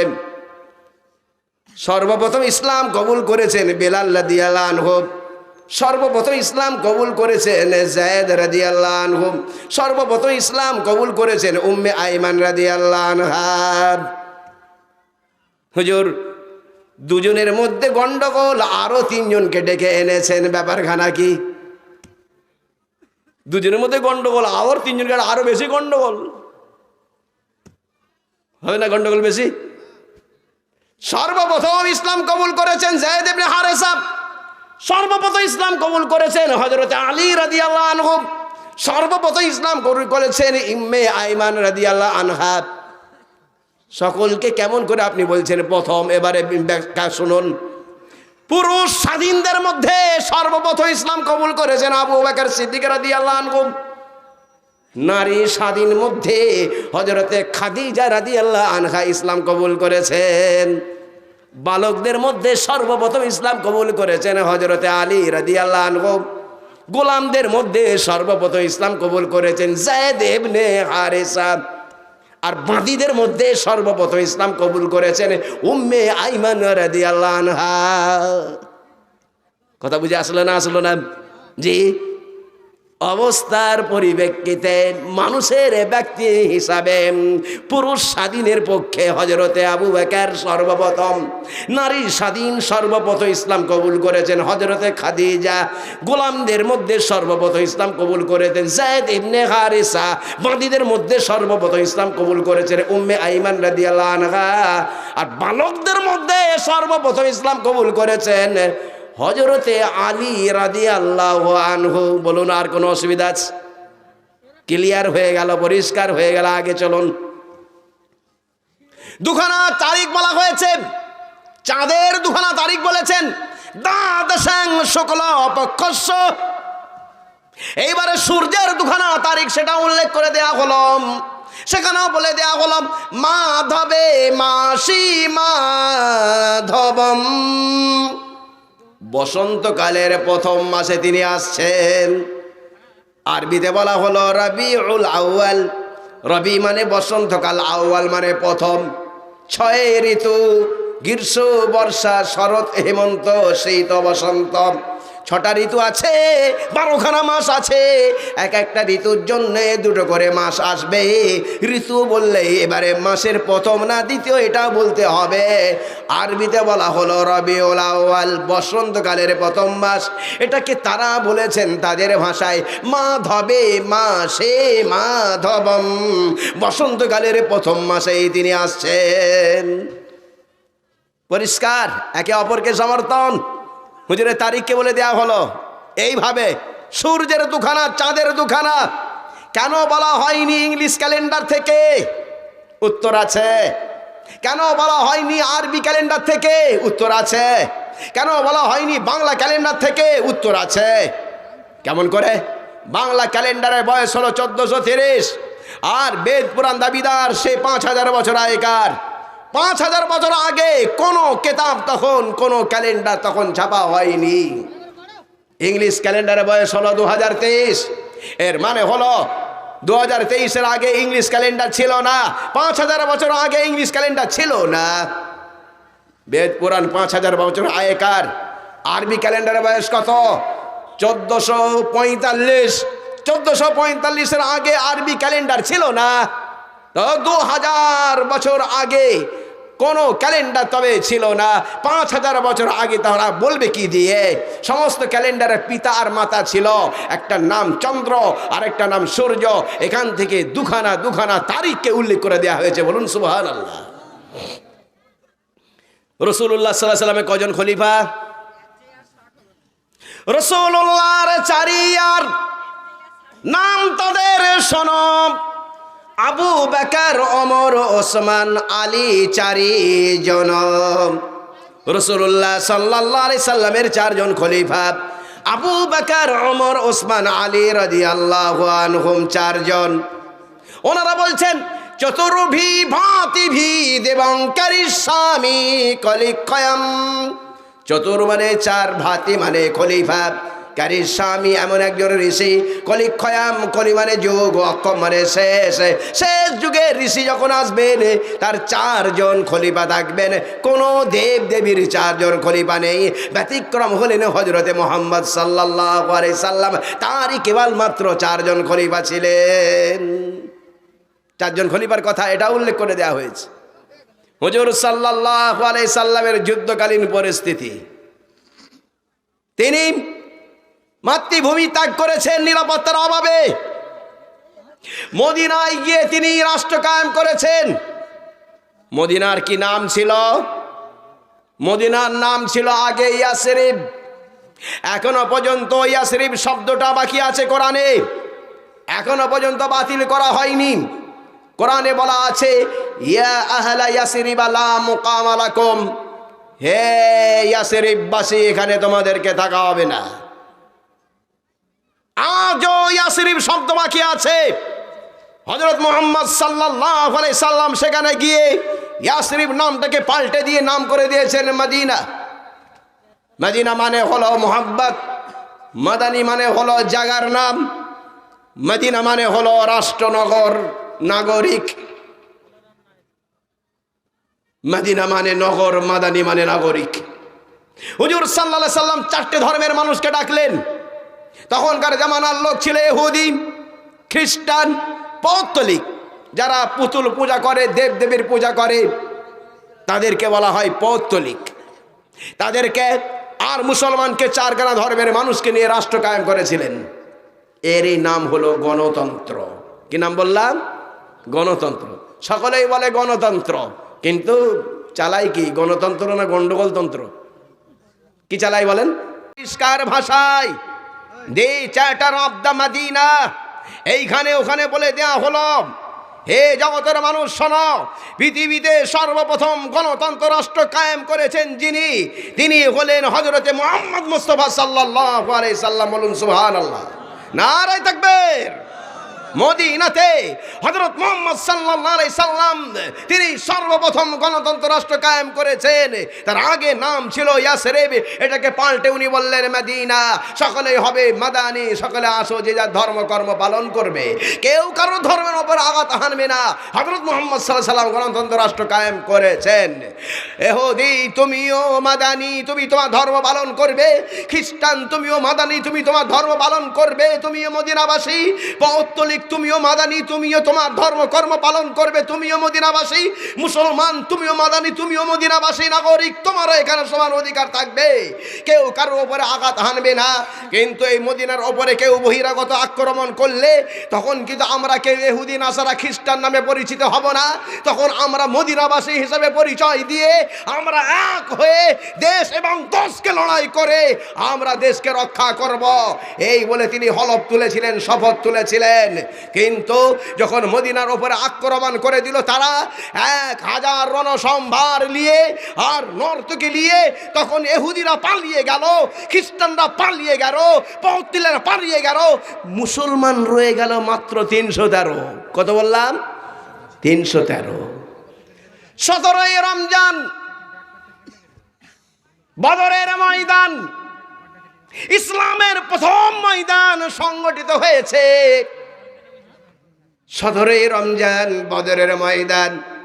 পেটের ভিতরে খিদে, পেটের বাইরে পাথর বেঁধে রাসূলুল্লাহ সাল্লাল্লাহু আলাইহি সাল্লাম দেশের জন্য, দশের জন্য আল্লাহর কাছে বলছে, আল্লাহ এবারে কি হবে? ইহুদিরা তো শপথ করেছিল, তারাও চলে গিয়েছে। খ্রিস্টানরাও শপথ করেছিল, তারাও চলে গিয়েছে। পৌত্তলিকরাও তারাও শপথ করেছিল, তারা চলে গিয়েছে। মুষ্টিমেয় কেবলমাত্র 313 জন মুসলমান দুর্বল রয়ে গিয়েছে, নিরস্ত্র, হাতে কোনো অস্ত্র শস্ত্র কিছু নাই। এদের মোকাবেলায় 3 গুণ 1000 রণসম্ভার নিয়ে মক্কা থেকে চলে এসেছে। এবারে আল্লাহ কি হবে? সিজদায় পড়ে গিয়ে আল্লাহর রাসূল কাঁদছেন, আল্লাহুম্মা ইন শাইতা আল্লাহ তুবাদা বিল আরদ, আর মনে হয় তোমার ইবাদত হবে না। আমি হলাম শেষ নবী, আমার পরে কোনো নবী নাই, কোনো রাসূল নাই। আজকে যদি আমি শহীদ হয়ে যাই, আগামীকাল ইসলামকে পেশ করবে। ওদের নর্তকী গাইছে, ওদের মেয়েগুলো, যুবতীগুলো তারা গাইছে, তাদের জওয়ান যুবককে উদ্দীপনা যোগাচ্ছে। প্রভাতী তারার দুলালি মোরা পুষ্প পেল মুখ, গোলাপি রঙিন শিরিন সারাবে ভরা আমাদের বুক। কালো কুন্তলে কস্তুরী মাখা, কণ্ঠে মুক্তামালা, খঞ্জন সমনিত্য চরণা, নয়নে বহনি জ্বালা। অগভীর দল ও আগুয়ান, রাখো স্বদেশের মান, বিজয়ীর বেশে ফিরে এসো দেশে, দিব মিলন মালিকা দান। কাপড় সম পালাইয়া যদি আসো আমাদের মাঝে, ধিক্কার দিব চিরদিন তরে, মুখ ফিরাইব লাজে। তারা কি গাইছে? ভোরের তারার মতো আমরা নাজুক, ফুলের পাপড়ির মতো আমাদের মুখ, কালো চুলে আতর লাগানো আছে, চোখ দিয়ে আগুনের ঝিলিক বেরোয়, গলায় মুক্তার মালা আছে, স্তনে দুধ আছে, রংটা তার গোলাপি, স্বাদটা তার মধুর, পায়েতে ঘুঙুর লাগানো আছে, ঝনক ঝনক বাজে আমরা নাচি। ও জওয়ান যুবক আগিয়ে যাও, ওদেরকে সবার করে মেরে দিয়ে আসো, আমরা সেজে গুজে আছি, তোমাদেরকে দেহ দেব, তোমরা ফুর্তি করবে, মজা করবে, অন্যথায় তোমরা যদি হেরে আসো তবে দেহ দেব না, বরং তোমাদেরকে ধিক্কার জানাবো, লজ্জা দেব। এই বলে তাদের নর্তকী তাদের জওয়ান যুবককে উদ্দীপনা যোগাচ্ছে। আর হযরত মুহাম্মদ সাল্লাল্লাহু আলাইহি সাল্লাম সিজদায় পড়ে কাঁদছেন। সঙ্গে সঙ্গে আল্লাহ তাআলা হাজার হাজার ফেরেশতা নামিয়ে দিয়েছে। বলুন সুবহানাল্লাহ, আরো জোরে বলেন সুবহানাল্লাহ। ক হাজার এসেছে? প্রথম হলো 1000, তারপরে আরো 2000 হলো 3000, তারপর আরো 2000 হলো 5000। কোরআনে 3টে সংখ্যা আছে, 1000, 3000, 5000। কেমন করে? প্রথমে 1000, তারপর আরো 2000 হলে 3000, আরো 2000 হলো তো 5000। আল কোরআন পারা নম্বর 9, বেআলফিম মিনাল মালাইকা, 1000 ফেরেশতা নামিয়ে দেওয়া হলো। পারা নম্বর 4, রুকু নম্বর 4, বিসালাসাতি আলাফিম মিনাল মালাইকা, 3000 ফেরেশতা নামিয়ে দেওয়া হলো। বিখমসাতি আলাফিম মিনাল মালাইকা, 5000 ফেরেশতা নামিয়ে দেওয়া হলো। এটা যেমন বলা আছে, ওখানে তারাও বলেছেন, তারা বলছেন কি, জাত যুবং ভুবং দেবা সহস্র অবতরণে রতা। তিনি যখন যুদ্ধ করবেন, আকাশ থেকে হাজার হাজার ফেরেশতা নামিয়ে দেওয়া হবে। জাত যুবং ভুবং দেবা সহস্র অবতরণে রতা, তিনি যখন যুদ্ধ করবেন, আকাশ থেকে হাজার হাজার ফেরেশতা নামিয়ে দেওয়া হবে। দেখুন, তারা বলছেন এটা তাদের ভাষায়, আমরা বলেছি কোরআনের ভাষায়, তারা বলেছেন বেদের ভাষায়, কোরআনের ভাষায়। তাদের ঋষি মুশি এই কথাগুলো বলে দিয়ে গেছেন। দেশের জন্য লড়াই করবেন, দশের জন্য লড়াই করবেন, ধর্মের জন্য নয়, কারো উপরে চাপিয়ে দেবার জন্য নয়। আল্লাহর পক্ষ থেকে দেবদূত পাঠানো হবে। আমরা বললাম ফেরেশতা, তারা বললেন দেবদূত। খণ্ড মিলে গেল, পারাও মিলে গেল, শ্লোকও মিলে গেল, আয়াতও মিলে গেল, শব্দ মিলে গেল। সবই যদি মিলে যায় তবে কেন হিংসা চালাই? হিংসা করবো না, বলো ইনশাল্লাহ। হিংসা করবো না, এক থাকবো, বলো ইনশাল্লাহ। নেক থাকবো, এক থাকবো, নেক থাকবো, কিচ্ছু ক্ষতি হবে না।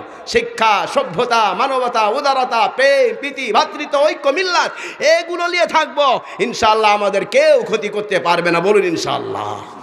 আল্লাহ তাআলা কবুল করুন, সকলে বলেন আল্লাহুম্মা আমিন।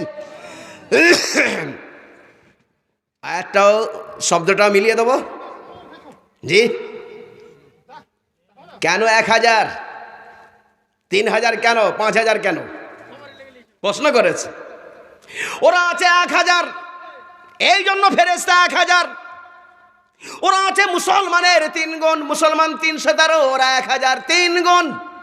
ওদের 3 গুণ করার জন্য 3000। 5000 কেন? ওটা উল্লেখ আছে। 1000 সামনে, 1000 পিছনে, 1000 ডায়ে, 1000 বাঁয়ে, 4টে দিক। আমার রসুল থাকবেন মাঝখানে, ওই মাঝখানে একটা 1000 ফেরেশতার বেষ্টনী থাকবে। বলবেন না সুবহানাল্লাহ? কত হাজার হলো? 5000। এটা তো আমার কোরআনে বলে দেওয়া আছে, ব্যাখ্যায় বলে দেওয়া আছে। ওনারা বলেছেন জাত যুবং ভুবং দিবা সহস্র অবতরণে রতা। বেবাদার বদরের ময়দান, জাত যুবং ভুবং যুদ্ধ ক্ষেত্রে। কোরআনের ভাষা হলো বেবাদার, আর তাদের ভাষা হলো জাত যুবং ভুবং যুদ্ধ ক্ষেত্রে ভূপৃষ্ঠে। কোরআনের ভাষা হলো আলাপ হাজার, আর পুরাণের ভাষা হলো সহস্র মানে হাজারো।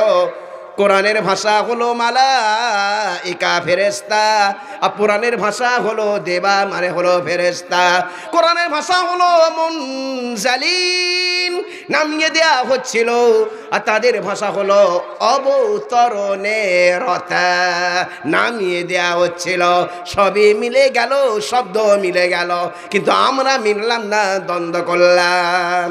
খবরদার খবরদার, দ্বন্দ্ব করবো না। পৃথিবীতে কোনোদিন শান্তি আসবে না, করোনা আসবে, ভাইরাস আসবে। পৃথিবীর মানুষকে নাড়া দেবার জন্য এক হয়ে যাও, নেক হয়ে যাও, বদমাশিটা তোমরা ছেড়ে দাও। কথা বুঝতে পারছেন না? পারেন না? জি, এইভাবে আরো রাসূলুল্লাহ সাল্লাল্লাহু আলাইহি ওয়াসাল্লামের নাম তো কই বললেন না, নামের ব্যাখ্যা। ইদ জানাও পশুত নরা সংশ্লেষ্ট ভবিষ্যতে, জঙ্গলের মানুষ শোনো, ভবিষ্যতে যিনি আসছেন তিনি হলেন নরা সাংস। নর মানে পুরুষ, সাংস মানে প্রশংসিত। নরা সাংস মানে হলো প্রশংসিত পুরুষ। হামদ মানে প্রশংসা, তাহমিদ মানে প্রশংসা করা, মুহাম্মদ মানে হলো এমন একজন মানুষ তার প্রশংসা করা হয়েছে। আরবিতে বলা হলো মুহাম্মদ মানে হলো এক বচন পুরুষ লিঙ্গ, যার প্রশংসা করা হয়েছে। এটাকে ওনারা বলছেন কি নরা সাংস, এমন একজন পুরুষ যার প্রশংসা করা হয়েছে। কথা একই, অন্য কিছু নয়, কথা একই বলে দেয়া হলো। সরাসরি নাম, সরাসরি নাম কাম বলে দেয়া হলো মুহাম্মদ ইতি খাত শিষ্য শাখা সমাম্বিত। মুহাম্মদ সরাসরি নাম উল্লেখ করে দেয়া হলো। এরপরে বলা হলো ইতি, ইতি মানে হলো শেষ, তার মানে তারপরে আর কোনো নবী নাই, কোনো রাসূল নাই। আল কোরআন পারা নম্বর 22 রুকু নম্বর 9, সেখানে বলে দেয়া হলো মা কানা মুহাম্মাদুন আবা আহাদিম মির রিজালিকুম ওয়ালাকির রাসূলুল্লাহ ওয়া খাতামান নবিয়্যিন। মুহাম্মদ সাল্লাল্লাহু আলাইহি সাল্লাম তিনি হলেন আল্লাহর রাসূল, শেষ নবী। খতাম মানে শেষ, নবীন মানে নবীদিগের, খতামান নবীন মানে হলো নবীদিগের শেষ। ওনারা বলছেন মুহাম্মদ ইতি খাত, মুহাম্মদ সাল্লাল্লাহু আলাইহি সাল্লাম ইনি হলেন শেষ নবী, তারপরে আর কোনো নবী নাই, কোনো রাসূল নাই। কোরআনের এই ভাষা, পুরাণের ওই ভাষা, এটা আরবি, ওটা সংস্কৃত, দুটো একই কথা লেখা আছে। মানুষ বোঝে না, হিংসা করেছে, না না হিংসা করবেন না, একে অপরকে জানবেন মানবেন, হানাহানি করবেন না, জানাজানি করবেন। কি করবেন বললাম? জানাজানি। কি করবেন না? হানাহানি। কি করবেন? মানামানি। কি করবেন না? হানাহানি। হানাহানি করবেন না, মানামানি করবেন, একে অপরকে বুঝবেন। খবরদার কারোর ওপরে আঘাত করবেন না। গণতন্ত্র রাষ্ট্র হযরত মুহাম্মদ সাল্লাল্লাহু আলাইহি সাল্লাম তিনি কায়েম করেছেন। তারা বলেছেন আপনাকে বড় বলে সেই বড় নয়, লোকে যাকে বড় বলে সেই বড় হয়। আমি আমার নবীকে তো বড় বলবো, এনসাইক্লোপিডিয়া তিনি বলেছেন বড়। আমি আমার নবীকে বড় বলবো, ঋষি মনীষীগণ গেয়ে দিয়েছেন নরাশাংশ, তিনি হলেন কি সব থেকে প্রশংসিত। তাকে কেউ কটু কথা বললে তাকেই লাগবে, তাকে লাগবে না। যে বলবে তার ঘাড়ে চাপবে, হযরত মুহাম্মদ সাল্লাল্লাহু আলাইহি সাল্লামকে লাগবে না। তারাই বলে দিয়েছেন। সব কিছু প্রমাণ, আরো প্রমাণ, ভেতরের প্রমাণ। লজ্জা করবেন না, ভেতরের প্রমাণ দিচ্ছি। নাম বলা হলো, নামের ব্যাখ্যা, আব্বার নামও বলে দিয়েছি, বাপের নামও বলে দিয়েছি, জন্ম তারিখও বলে দিয়েছি, 4খানা জন্ম তারিখ বলেছি, জন্মস্থান 2খানা, যুদ্ধকালীন পরিস্থিতি, কজন তার খলিফা, সব কিছু বলে দেওয়া হলো। এইবারে ভেতরকার অবস্থা একটা বলা হচ্ছে। ভগবত পুরাণ খণ্ড নম্বর 2 শ্লোক নম্বর 20, স্কন্ধ নম্বর 12। খুলে দেখে নিতে পারো। কি খুলবেন? লুঙ্গি না বই? আমি বলি দুটোই, দুটোই খুলে দেখুন, একই কাজ করা আছে, একই কথা লেখা আছে। কি লেখা আছে? নিপলিঙ্গচ্ছেদ্য দস্যুষ কোটিস্ব নিহনস্পতি। যারা বোঝেন তারা বোঝন। নি মানে ওয়ালা, উপ মানে ডগা আগা, লিঙ্গ মানে লিঙ্গ, লিঙ্গের ব্যাখ্যা করলাম না, আব্বা আছেন, ভাই আছেন, বোন আছেন। ছেদ্য মানে কাটা, নিপলিঙ্গ ছেদ্য, লিঙ্গের অগ্রভাগ থাকবে তার কাটা। আর ব্যাখ্যা করতে হবে? জি, আর ব্যাখ্যা করতে হবে না। যে কলেজে এক জায়গায় বক্তব্য করছে, সেখানে দেখি নাকি ছেলে ছাত্রছাত্রীরা বসে আছে, একটা ছেলে উঠে দাঁড়িয়েছে, বলছে স্যার একটা শব্দের ব্যাখ্যা ছেড়ে গিয়েছে। সিট ডাউন, বসো তুমি, তোমার জন্য পরে 5 মিনিটস, তোমার জন্য 5 মিনিট আমি দেবো আমার বক্তব্যের পরে। এখানে শিক্ষক শিক্ষিকা আছে আর তোমার একটা শব্দ বুঝে আসেনি, বসো। বক্তব্য শেষে আমি বললাম ছেলেটা কোথায়? বলে সে আগেই কেটে পড়েছে। জিজ্ঞাসা করছি ও বসে ও বোঝেনি না বেশি বুঝেছে? এক না বোঝা ভালো, বেশি বোঝা খারাপ, ঠিক না ভুল? জি, না বুঝলে তাকে বোঝানো যায়, আর বেশি বুঝে গেলে বোঝানো যাবে। কাকে জাগানো যাবে? যে ঘুমিয়ে আছে না জেগে আছে? যে ঘুমিয়ে আছে তাকে জাগা যায়, আর যে জেগে আছে তাকে কি করে ঘুমাবেন? তাকে কি করে জাগাবেন? ও তো আগে থাকতেই জেগে আছে। বন্ধু আমার, দোস্ত আমার, ওনারা বলে দিয়েছেন নিপলিঙ্গ ছেদ্য দস্যু স্কটিশ নিহনস্পতি। আমরাও পড়লাম কোরআনে ওমা আতাকুমুর রাসূলু ফাখুজু, রাসূলের আদর্শ তোমরা গ্রহণ করে নাও। আল্লাহ রাসূলের আদর্শ কি সেখানে বলে দেওয়া হয়েছে আল খিতানু মিনাল ফিতরাম, খাতনা করা ইসলামিক বিধান। আমি বলি ইসলামিক বিধান নয়, বরং হলো প্রাকৃতিক বিধান, না করলে অসুবিধা হয়। সর্বপ্রথম কে খাতনা করেছেন? ইব্রাহিম আলাইহিস সালাম। কে? ইনি বললেন ইব্রাহিম আলাইহিস সালাম, ঠিক বলেছেন। সর্বপ্রথম খাতনা কে করেছেন? ইব্রাহিম। ওয়াত্তাবিউ মিল্লাতা আবিকুম ইব্রাহিম, তোমাদের পিতা ইব্রাহিম আলাইহিস সালামের আদর্শ গ্রহণ করো। তিনি সর্বপ্রথম খাতনা করেছেন, হযরত মুহাম্মদ সাল্লাল্লাহু আলাইহি সাল্লাম সুন্নতিকরণ করে দিয়েছেন। 80 বছর বয়সে নিজের কুড়োল দিয়ে নিজে খাতনা করেছেন। সর্বপ্রথম চুল বেঁকেছে কার? সর্বপ্রথম চুল বেঁকেছে ইব্রাহিম আলাইহিস সালামের। সর্বপ্রথম যখন চুল পাকলো, হযরত ইব্রাহিম আলাইহিস সালাম বললেন আল্লাহ এ কি হলো, রোগ হলো নাকি? আল্লাহ বললেন না, রোগ নয়, এটা আমার ইজ্জত সম্মান। দেখবেন একটা লোক চুল কালো বয়স বেশি, আর একটা লোক চুল পাকা বয়স কম, যদি সম্মান করতে হয় কাকে করবে? কালো চুল ওলাকে না পাকা চুল ওলাকে? পাকা চুল ওলাকে। কিন্তু তার কিন্তু বয়স কম, চুল পেকে গেছে বলে ওকে সম্মান করছে। ইব্রাহিম আলাইহিস সালাম বললেন জিদিনি ইজ্জাতান, এ আল্লাহ ইজ্জত আমার বাড়িয়ে দাও। চুল একটু একটু পেকে ছিল, পুরো চুলটাই পেকে গেল। হযরতে ইব্রাহিম আলাইহিস সালাম এটা ইজ্জতটাকে বাড়িয়ে নিলেন। আর আমাদের কিছু লোক আছে, সে কি করছে? কালো কলপ করছে আর বলছে আমি শিং ভেঙে বাছুরের দলে ঢুকবো, তাই না? শিং ভেঙে বাছুরের দলে ঢুকবে, লোক ঠিক বুঝতে পারবে দুদিন পরে যখন গোড়া থেকে সাদা বেরোচ্ছে। বন্ধু আমার, দোস্ত আমার, সর্বপ্রথম মেহমানদারি করেছেন হযরতে ইব্রাহিম আলাইহিস সালাম। অতএব তোমরা এটাকে গ্রহণ করে নাও। রাসূলুল্লাহ সাল্লাল্লাহু আলাইহি সাল্লাম ইন্তেকালের সময় বলছেন কি, আমি যেমন ভাবে মেহমানদারি করতাম, অন্যান্য অমুসলমানরা যদি আসে তাদের সঙ্গে তুমি ওই রকম মেহমানদারি অতিথি আপ্যায়ন করবে। ইন্তেকালের সময় তিনি বলছেন দেখো আমি যেমন করে মেহমানদারি করেছি, অতিথি আপ্যায়ন করেছি, কোনো অমুসলমান যদি এসে যায় তার সঙ্গে তুমি ওই রকমই মেহমানের মতো, তুমি অতিথির মতো ব্যবহার করবে। কে বলেছেন এটা? হযরত মুহাম্মদ সাল্লাল্লাহু আলাইহি ওয়াসাল্লাম। কখন? বিছানায় শুয়ে ইন্তেকালের আগে। কোরআন কি বলছে? ওটাই লিখেছে কোরআনে। আল কোরআন পারা নম্বর 10, সূরা তাওবা পৃষ্ঠা নম্বর 2।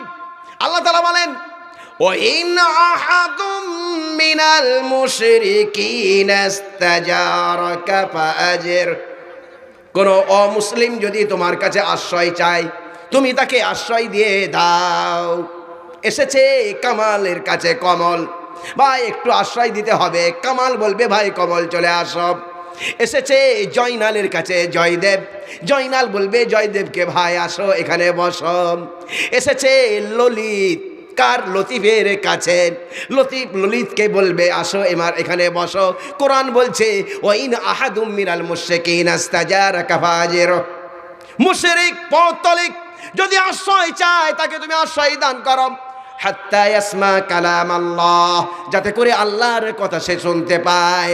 আল্লাহর কথা শুনিয়ে দাও ভালোভাবে, জোর করতে পারবে না। সে মানবে কি না মানবে সেটা তার ব্যক্তিগত ব্যাপার, খবরদার তার উপরে জোর করবে না।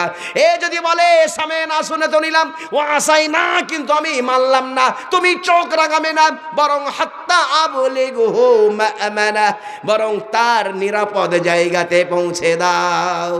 কত সুন্দর কথা, কত মানবতার কথা, কত উদারতার কথা, কত প্রেমের কথা কোরআনে বলে দেয়া হয়েছে, হাদিসে বলে দেয়া হয়েছে। আমি তো বলেছিলাম 90% কোরআনে মানবতার কথা বলা আছে। আমি তো বলেছিলাম 5 লক্ষ হাদিসে মাত্র 5000 কোরআনের মতো এরকম 5000 কেবলমাত্র নামাজ রোজার কথা বলা আছে, বাকি সবই তো মানবতার কথা বলা আছে। ইব্রাহিম আলাইহিস সালাম সর্বপ্রথম খাতনা করেছেন, সর্বপ্রথম বুড়ো হয়েছেন, সর্বপ্রথম তিনি কি মেহমানদারি করেছেন। রাসূলুল্লাহ সাল্লাল্লাহু আলাইহি সাল্লামকে বলে দেয়া হলো, আপনার আব্বার ওই সুন্নতটা আপনি জারি করুন। হুজুরও ওই সুন্নতটাকে জারি করে দিয়েছেন। জারি করার পরেতে তিনিও বললেন আল খিতানু মিনাল ফিতরা। ওনারা বলেছেন নিপলিঙ্গ ছেদ্য, লিঙ্গের অগ্রভাগ থাকবে কাটা। দুটো কথা আলাদা এক, কি বলছেন? দুটো কথা আলাদা এক, ভাষাটা আলাদা, মতলব এক। নিপলিঙ্গ ছেদ্য, আল খিতানু মিনাল ফিতরা, একই কথা। এবারে কেউ যদি বলে আমি মানবো না, না মানতে পারে। মারাত্মক রোগটার নাম এইডস, অ্যাকোয়ার্ড ইমিউনোডেফিসিয়েন্সি সিনড্রোম। যার হবে রক্ত ব্লাডটা পাল্টে যাবে, HIV human immunodeficiency virus positive যদি হয় বংশ ধ্বংস হয়ে যাবে। রোগ ক্ষমতা তার, প্রতিরোধ ক্ষমতা শেষ। জ্বর হলে জ্বরই হবে, আর তাকে ভালো করা যাবে না। ঘা হলে ঘাই হবে, আর তাকে ভালো করা যাবে না।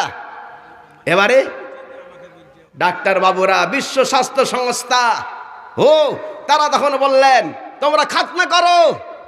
ডাক্তার বাবুদের, বিশ্বের ডাক্তার বাবুদের কমিটি তারা বললেন তোমরা খাতনা করো, খাতনা করলে এই রোগটা হবে না। তো বলুন, সারা বিশ্বের ডাক্তার বাবুরা পরীক্ষা নিরীক্ষা করে যে কথা আজকে বলেছেন রোগের ঠেলায় পড়ে, হযরত মুহাম্মদ সাল্লাল্লাহু আলাইহি সাল্লাম বহুদিন আগেই ওটা করে দেখিয়ে দিয়ে চলে গেছেন। বলুন সুবহানাল্লাহ। অতএব হযরত মুহাম্মদ সাল্লাল্লাহু আলাইহি সাল্লাম মহাবৈজ্ঞানিকও ছিলেন, রসুল, নবী, হাফেজ, কারি, মৌলানা, মুফতি, বড় বৈজ্ঞানিক। যা বলেন আল্লাহর পরে যার স্থান তিনি হলেন হযরত মুহাম্মদ সাল্লাল্লাহু আলাইহি ওয়াসাল্লাম। তা তিনি করে দেখিয়ে দিয়ে চলে গেছেন। মুয়াজ্জিনের ভাষা হলো আল্লাহু আকবার, আল্লাহু আকবার। কে আর ফজরের নামাজ পড়তে চলে আসবে না তো?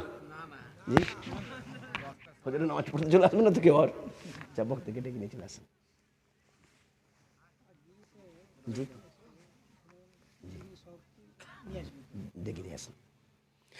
আল্লাহু আকবার, আল্লাহু আকবার। কতকার আজান হলো? আল্লাহ সর্বশ্রেষ্ঠ, আল্লাহ সর্বমহান, তাই না?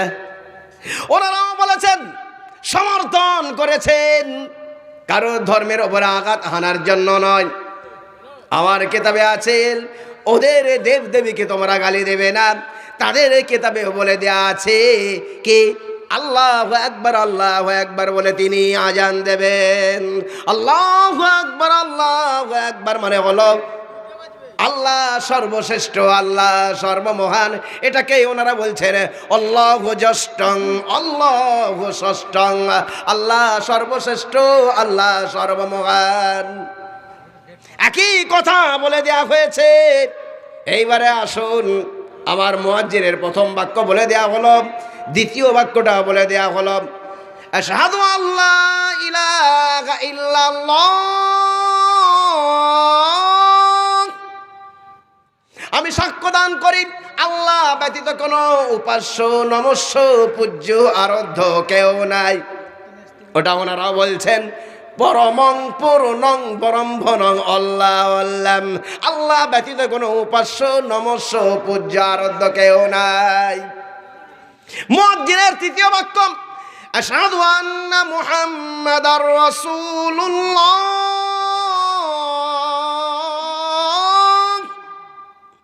আমি সাক্ষ্য দান করি মুহাম্মদ সাল্লাল্লাহু আলাইহি সাল্লাম আল্লাহর পাঠানো রাসূল। এটাকে ওনারা বলছেন আল্লাহর রাসূল মুহাম্মাদান কংবরস আল্লাহ আল্লাহ, আল্লাহর রাসূল মুহাম্মদ সাল্লাল্লাহু আলাইহি সাল্লামকে গ্রহণ করে নাও। কথা তো একই বলে দেয়া হয়েছে।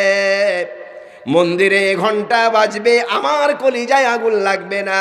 মসজিদে আজান হলেও যেন কারোর গাত্রদাহ যেন না হয়।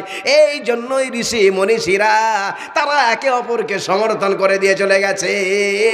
তারা তাদের সময় বলবে, কারোর সময়ে নয়।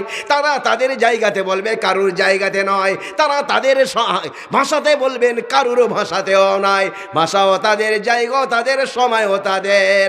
কারোর তো কোনো অসুবিধা হবে না যে যার ধর্ম কর্ম পালন করো। সে তো কারোর ভগবানকে গালাগালি দেবে না, কোনো গডকে, ঈশ্বরকে গালাগালি দেবে না, বরং সে তার আল্লাহকে ডাকবে আল্লাহু আকবার। আল্লাহ সর্বশ্রেষ্ঠ, আল্লাহ সর্বমহান এটা বলবে। তবে এটাকে সমর্থন করার জন্য তারা বলেছেন আল্লাহু জ্যেষ্ঠং, আল্লাহ সর্বশ্রেষ্ঠ, আল্লাহু আকবার, আল্লাহ সর্বশ্রেষ্ঠ।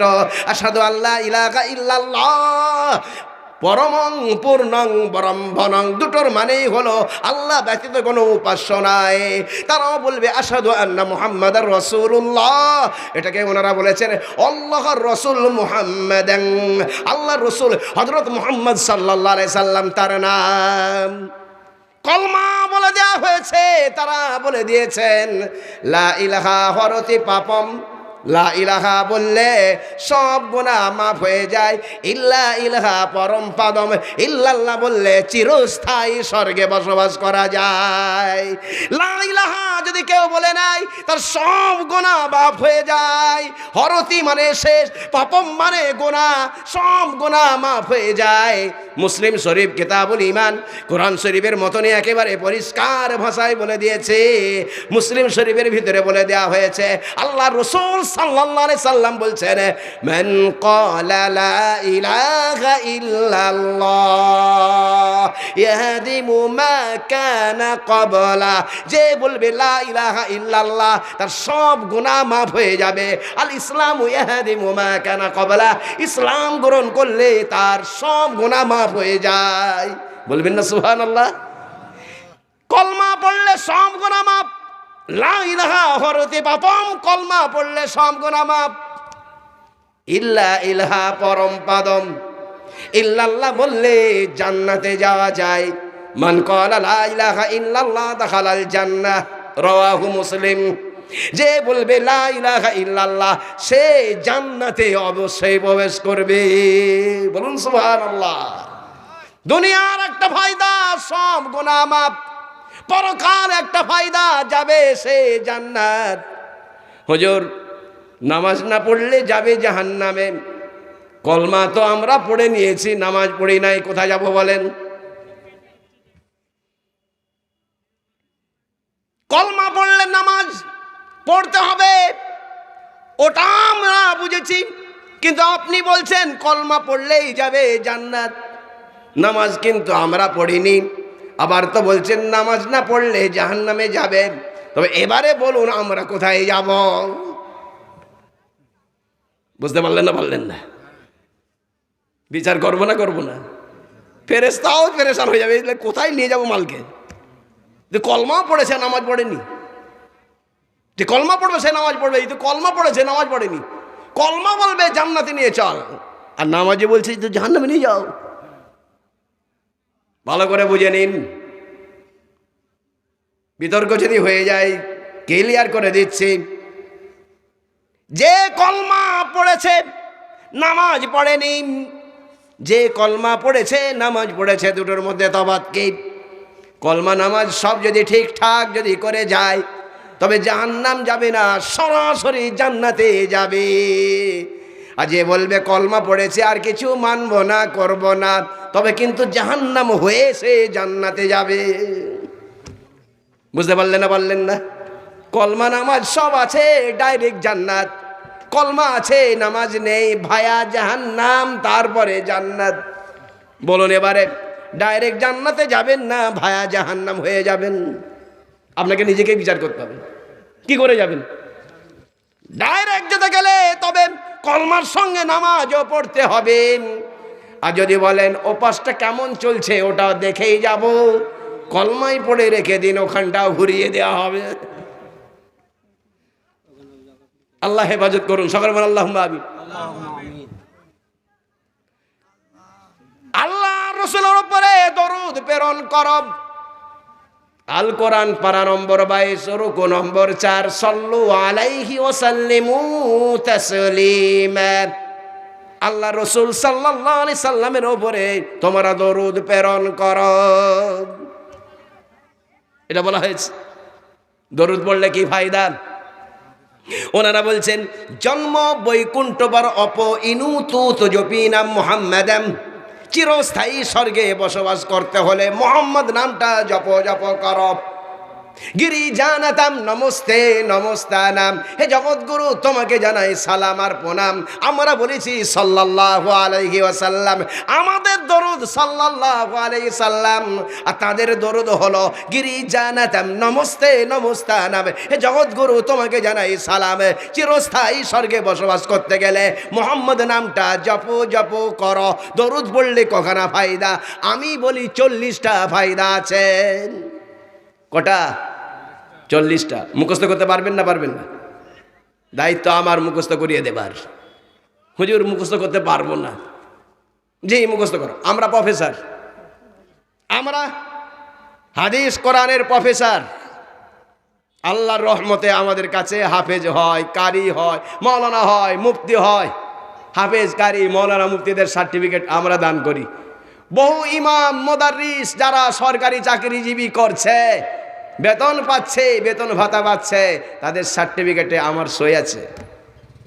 আলহামদুলিল্লাহ আমার সই আছে। তবে তারা কি হয়েছে? সেখানে চাকরিতে জয়েন্ট হয়েছে, তাদেরকে আমরা সার্টিফিকেট দিয়েছি। আমরা সেই বক্তা। 40টা ফায়দা একটা দরুদ পড়লে মুখস্থ করানোর দায়িত্ব আমার। আপনি একটু সজাগ হন, আমার দায়িত্ব, আমি মুখস্থ করে দেবো। একবার দরুদ পড়লে 40টা ফায়দা। যদি বলে একটা ফাও দিতে হবে, একটা ফাও দিয়ে দেবো। মুখস্থ করুন। একবার যদি কেউ দরুদ পড়ে 10খানা গুনাহ তার মিটিয়ে দেয়া হবে। একবার যদি কেউ দরুদ পড়ে 10খানা তার নেকি লিখে দেয়া হবে। 20খানা হয়ে গেল। 20খানা মুখস্থ হয়ে গেল তো? 10টা গুনাহ মাপ, 10টা নেকি লেখা হলো। বলুন কার মুখস্থ হয়নি? 20খানা মুখস্থ হয়ে গেল। আরো 20খানা। একবার দরুদ পড়লে 10টা রহমত অবতীর্ণ হবে। একবার দরুদ পড়লে 10টা তার মর্যাদা বাড়িয়ে দেয়া হবে। 40টা হয়ে গেছে। তবে 10টা নেকি লিখে দেয়া হলো, 10টা গুনাহ মিটিয়ে দেয়া হলো, 10টা পদ মর্যাদা বাড়িয়ে দেয়া হলো, 10টা রহমত তার অবতীর্ণ হলো। 40টা হয়ে গেল। হুজুর একটা ফাও দেবেন না? জি হুজুর একটা ফাও।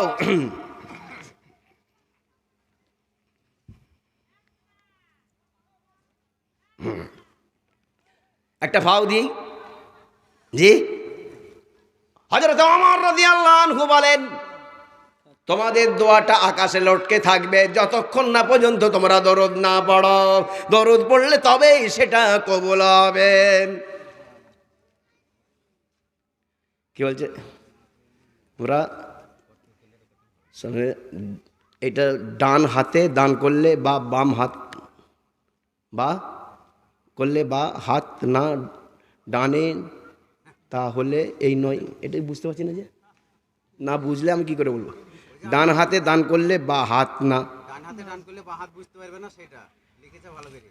ও ডান হাতে দান করলে বাম হাত জানবে না, এই তো? সেটা লিখেছে। প্রকাশ্যে দান করবো না গোপনে দান করবো, এই তো? এই তো এটা জিজ্ঞাসা করেছে। আপনাদের একটা কথা বলবো। কিছু লোককে শিখিয়ে রাখে, বক্তা এই প্রশ্নটা করবি, হ্যাঁ বুঝতে পারছেন? আমি উত্তর দেবো নিজের ভাও বাড়ানোর জন্য। কিছু লোক ঠিক করে রাখে তুই এই প্রশ্ন করবি, আর ও সেই উত্তরটা ঠিক করে রেখেছে। এরকম নয়, কারণ যদি হতো তবে আমি বুঝতে পারতাম। বুঝলেন? আমি বুঝতেই পারছি না, তবে এনার থেকে বুঝে নিয়েছি ও বলছে কি বলছে। ডান হাতে দান করলে বাম হাত জানবে না, তার গোপনে দান করব না প্রকাশ্যে দান করব, এই তো? এই তো? আগে দুখানা তথ্যই শুনে নিন, আগেই শুনেন। আল্লাযীনা ইউনফিকুনা আমওয়ালাহুম বিল-লাইলি ওয়ান-নাহারি সিররাও ওয়া আলানিয়াহ, যে ব্যক্তি দান করবে প্রকাশ্যে কিংবা গোপনে, দিনে কিংবা রাতে, ফালাহুম আজরুহুম ইনদা রাব্বিহিম, আল্লাহ তাআলা তার প্রতিফল দান করবেন। এর দ্বারাই বোঝা গেল গোপনেও দেওয়া যাবে আর প্রকাশ্যেও দেওয়া হবে। আরেকটা হাদিস আছে, সামাতুন ইজিল্লিহুমুল্লাহ, আল্লাহ তাআলা 7 ধরনের মানুষকে ছায়া দান করবে। একজন মানুষ হলো রজুলুন তাসাদ্দাকা বিসাদাকাতিন, দান করলো, ফাআখফাহা, লুকিয়ে রাখলো, এমন লুকালো, লা তাআলামু মা তুনফিকু শিমালুহু, লা তাআলামু শিমালুহু মা ইনফিকু ইয়ামিনুহু, ডান হাত কি দান করে বাম হাত জানতে পারে না। গোপনে দান করলে আরশের ছায়া পাওয়া যায়। কোরআন বলছে প্রকাশ্যেও দান করা যায়, তবে কোনটা করব? প্রশ্ন তো হলো জি, এবার প্রশ্ন হলো, প্রশ্ন করতে পারিনি তা আমি করে দিলাম, একটা কোরআন থেকে আর একটা হাদিস থেকে। এইবারে শুনুন, মানুষের অবস্থা তো এরকম, কেউ মনে করে আমি দান করলে আমার নাম হবে। যদি এরকম আপনার মনে হয় যে আমি দান করলে আমার নাম হবে, আমার ফুলে কলা গাছ হয়ে যাবে, তবে আপনি গোপনে দান করুন, আপনি নিজেকে ছোট রাখুন। আল্লাহ তাআলা কাল কিয়ামতের ময়দানে ছায়া দান করবে। আর কেউ মনে করে আমার দেখা দেখি আর একজন দান করবে, তবে এটা তো শুধুই দান হবে না, আর একজনকে দান করার জন্য উৎসাহ দেয়া হবে। এটা যদি আপনি মনে করে পারেন তবে আপনি প্রকাশ্যেই দান করুন। মানুষের অবস্থার পরিপ্রেক্ষিতে বলা আছে। আর কি বলেছে? এক হাতে সাথে 3 তালাক দিলে, এ তো একটা বিতর্কিত কথা। একসাথে 3 তালাক দিলে তালাক হবে বা হিলা বিবাহ করা যায়, সম্পূর্ণ হাদিস অনুযায়ী ব্যাখ্যা করে বলবেন। জি হ্যাঁ, হাদিসে আছে। কোথায়? বুখারী শরীফেই আছে। বুখারী শরীফে আছে কয়েক জায়গায়, ফাতাল্লাকাহা সালাসান ওয়া আনা ফিল মসজিদ, আমরা সকলেই মসজিদে ছিলাম। ফাতাল্লাকাহা সালাসান, ওই ব্যক্তিটা 3 তালাক দিয়ে দিল। ক্বাবলা আইয়ামুরাহু রাসূলুল্লাহ সাল্লাল্লাহু আলাইহি সাল্লাম, রাসূলুল্লাহ সাল্লাল্লাহু আলাইহি সাল্লাম তাকে কিছু বলার আগেই। বুখারী শরীফে কয়েক জায়গাতে আছে, এক জায়গায় 2 জায়গায় নয়। এবং ইমাম বুখারী বাব কায়েম করেছেন, কি বাব? আত-তালাকু সালাসান, একসঙ্গে 3 তালাক দেবার বর্ণনা। তো এরকম বাবও কায়েম করেছেন, তারপরে হাদিসও দিয়েছেন, হাদিসটাও শুনিয়ে দিলাম। বুঝলেন? এরকম জড়িয়ে মড়িয়ে নয়, পরিষ্কার ভাষায়। কোথায় আছে? কেতাবুত তালাকে, কেতাবুন নিকাহে তিনি অধ্যায় কায়েম করেছেন এবং বলেছেন কি? ফাতাল্লাকাহা সালাসান ক্বাবলা আইয়ামুরাহু রাসূলুল্লাহ সাল্লাল্লাহু আলাইহি সাল্লাম ওয়া নাহনু ফিল মসজিদ, মসজিদ ভর্তি লোকের সামনে সেই লোকটা তার বউকে 3 তালাক রাসূলের সামনে দিয়ে দিল। হুজুর তাকে কিছু বলেনি। বুঝতে পেরেছেন? সালাক হয়ে গিয়েছে, পরিষ্কার ভাষায় বুখারী শরীফে আছে। এবারে বলেন কি বলবেন? তারপরেতে ইমরাতে রিফা সে বলল কি? বলছে হুজুর, কি বলছে? বলছে হুজুর আব্দুর রহমানের সঙ্গে বিয়ে হয়েছিল, কিন্তু তার কাছে কিছু নেই, এই জন্য আমি আমার পূর্ব স্বামীর কাছে চলে যেতে চাইছি। হুজুর বললেন না, হবে না, হাত্তা তাজুকি মিন ওসাইলাতিহি ওয়া হুয়া ইয়াজুকু মিন ওসাইলাতিক, হবে না, যাও তুমি তার থেকে কিছু মজা চাখো, সে তোমার কাছ থেকে কিছু মজা চাখুক। তার মানে সহবাস হতে হবে, শুধু বিয়ে দিলে হবে না। ওখানেও কিন্তু লেখা আছে, আর বাব কায়েম করা আছে, শিরোনামা বুখারীতে কায়েম করা হয়েছে। ইমাম শাফি, ইমাম আহমদ এবং 4 ইমাম সকলেই এই কথা বলেছেন। কোনো ইমাম বলেনি কি 3 তালাক একসঙ্গে দিলে তালাক পড়বে না, এটা কোনো ইমাম বলেনি। সব ইমামই বলেছেন কি এক মজলিসে 3 তালাক পড়ে যাবে। বিশেষ করে ইমামে শাফি যে বলেছেন, সেই বইটার নাম হলো আল অনেকজন তো বলে আমি হাদিস জানি, হাদিস জানি, তাদেরকে যদি দেখানো হয় সে বেচারি কিছু আর খুঁজে পাবে না, ধোঁয়া দেখবে। বুঝতে পেরেছেন? একজন বলেছে আমাকে হাদিস দেখাতে হবে, তো আমি একটা ছেলেকে কি করেছি, হাদিসটা নিয়ে গিয়ে সেখানে একটা কাগজ রেখে দিয়ে আর বলেছি বাবা ওকে দেখিয়ে আনো তো। তো এ গিয়ে দিয়েছে, আচ্ছা এ দিয়েছে, এ তো সোজা করে দিয়েছে, বলছি তার দিকটা সোজা হবে না উল্টো হবে? সে উল্টোই ধরেছে, উল্টো ধরে আর খুঁজছে। বুঝতে পেরেছেন? খুঁজে পায়নি, চশমাটাকে কপালে তুলেছে, তারপরে আবার নামাচ্ছে। তখন তালবেলিনটা বলছে আপনি বড় বেয়াদব তো, আপনি বললেন কেতাব দেখবো, কেতাবটা আপনি ধরতে পর্যন্ত জানেননি। আর হুজুর ওখান থেকে পুরো কুতুবখানা থেকে 1 সেকেন্ডে কত কেতাব আছে সেখান থেকে বার করে পৃষ্ঠা 1000 খানেক আছে সেখান থেকে এটা দেখিয়ে দিয়েছেন, আর আপনি উল্টো ধরেছেন। এরকম হাদিস বলে। ইমামে শাফির কেতাব আল আমার মাদ্রাসায় আছে। ইমাম শাফিও বলছেন একসঙ্গে 3 তালাক দিলে 3 তালাক হয়ে যাবে, এবং যতক্ষণ না তার দ্বিতীয় স্বামী সহবাস করবে প্রথম স্বামীর জন্য হালাল হবে না। এগুলো বুখারী শরীফেও আছে, আর সমস্ত ইমামরা এটা মেনে নিয়েছে।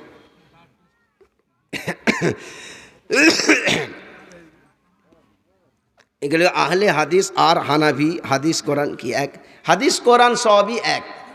লোকের আমরা ভাগাভাগি হয়েছি, তরিকা হয়ে গিয়েছে, তরিকা হতে গিয়ে আরও তরিকা হয়ে যেত। এই জন্য 4-এর মধ্যে সীমাবদ্ধ রাখাই ভালো। যদি বলে 4কে মেটাবো তবে 5 হয়ে যাবে, যদি বলে 5কে মেটাবো 1 করবো তবে 6 হয়ে যাবে, যদি 6কে মিটিয়ে আমরা 1 করবো তো 7 হয়ে যাবে। এই জন্য 4-এর মধ্যে সীমাবদ্ধ রাখাটাই ভালো। আরবে ভূখণ্ডে আলোচনা হয়েছে, সেখানে বলা হয়েছে 4-এর মধ্যে সীমাবদ্ধ রাখতে, এবং বলে দেয়া হয়েছে সব থেকে ভালো মজহাবের নাম হলো আবু হানিফা রহমাতুল্লাহ আলাইহির মজহাব। কথা বুঝে আসলো? তার হাদিসও এখন ছাপানো হয়েছে, আগে তো জানতো না মানুষ। আমার মাদ্রাসার শিক্ষক ছিলেন, ভুলটুল হলে ধরে রাখুন, এখানে এতগুলো ক্যাসেট আছে। আমার মাদ্রাসার শিক্ষক ছিলেন, শিক্ষকের নাম হলো হযরত মাওলানা মুফতি লতিফুর রহমান আল বাহরাইচি। পান্ডুয়া মাদ্রাসায় 2000 সালে চলে গিয়েছেন। আরবে গিয়ে উনি আরবের বিভিন্ন লাইব্রেরি থেকে, মহাফিজখানা থেকে, সেখান থেকে জমা করেছেন। 1খানা নয়, 2খানা নয়, 1খানা 2খানা নয়, তিনি জমা করেছেন আবু হানিফা রহমাতুল্লাহ আলাইহির 10,000 হাদিস। বুখারীতে আছে মাত্র 4000, উনি জমা করেছেন আবু হানিফা রহমাতুল্লাহ আলাইহির 10,000 হাদিস। আরবের রাজাগুলো তাকে সেই জায়গা দিয়েছে, আপনি এই জায়গাতেই বসে থাকুন, আপনি বিরাট বড় কাজ করেছেন। 20 খণ্ড এই রকম মোটা মোটা কিতাব, বইটার নাম আল মাওসুআতুল হাদিসিয়্যা লিল মারবিয়াতে ইমামে আবি হানিফা রাহিমাহুল্লাহ। 20 খণ্ড এই মোটা মোটা 10,000 হাদিস, এবং তার ব্যাখ্যা লতিফুর রহমান বাহরাইচি। নেটেতেও দেখা যাবে। তার দাম হলো, বইটার দাম হলো 7,000 টাকা। বুঝতে পারলেন? বুখারী তো বলেন, বুখারীর নামটা কি? অনেকে বলে না বুখারীর নামটা কি বলবো? আল জামিউল মুসনাদুস সাহিহুল মুক্তাসারু মিন উমুরি রাসূলিল্লাহি সাল্লাল্লাহু আলাইহি সাল্লাম ওয়া আইয়ামিহি ওয়া আফওয়ালিহি ওয়া আকওয়ালিহি। আছেন কেউ? বলবেন নামটা একবার। অনেক তো বলে আমি হাদিস জানি বুখারী বলি। সামারকান্দ রাশিয়ার ভিতরে একটা জায়গা আছে, ওর নাম হলো বোখারা। কি নাম বললাম? বোখারা।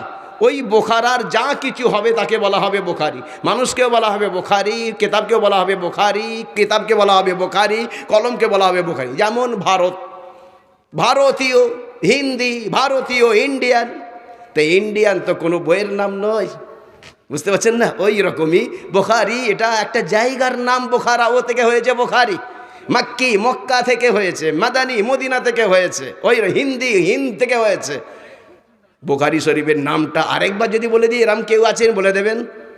আরেকবার বলছি, আল জামিউল মুসনাদুস সাহিহুল মুক্তাসারু মিন উমুরি রাসূলিল্লাহি সাল্লাল্লাহু আলাইহি সাল্লাম ওয়া আইয়ামিহি ওয়া আফআলিহি ওয়া আকওয়ালিহি।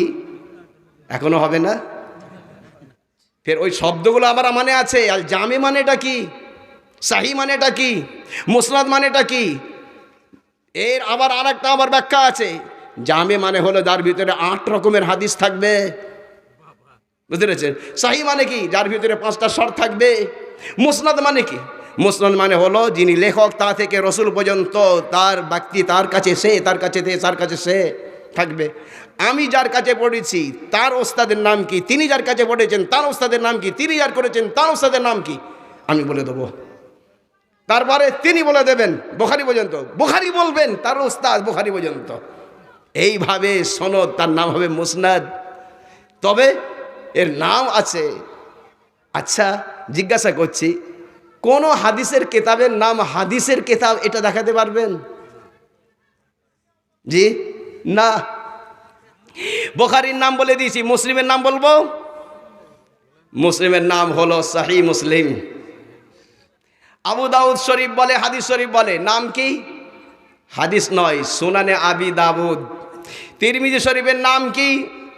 সুনানে তিরমিজি। ইবনে মাজাহ শরীফের নাম কি? সুনানে ইবনে মাজাহ।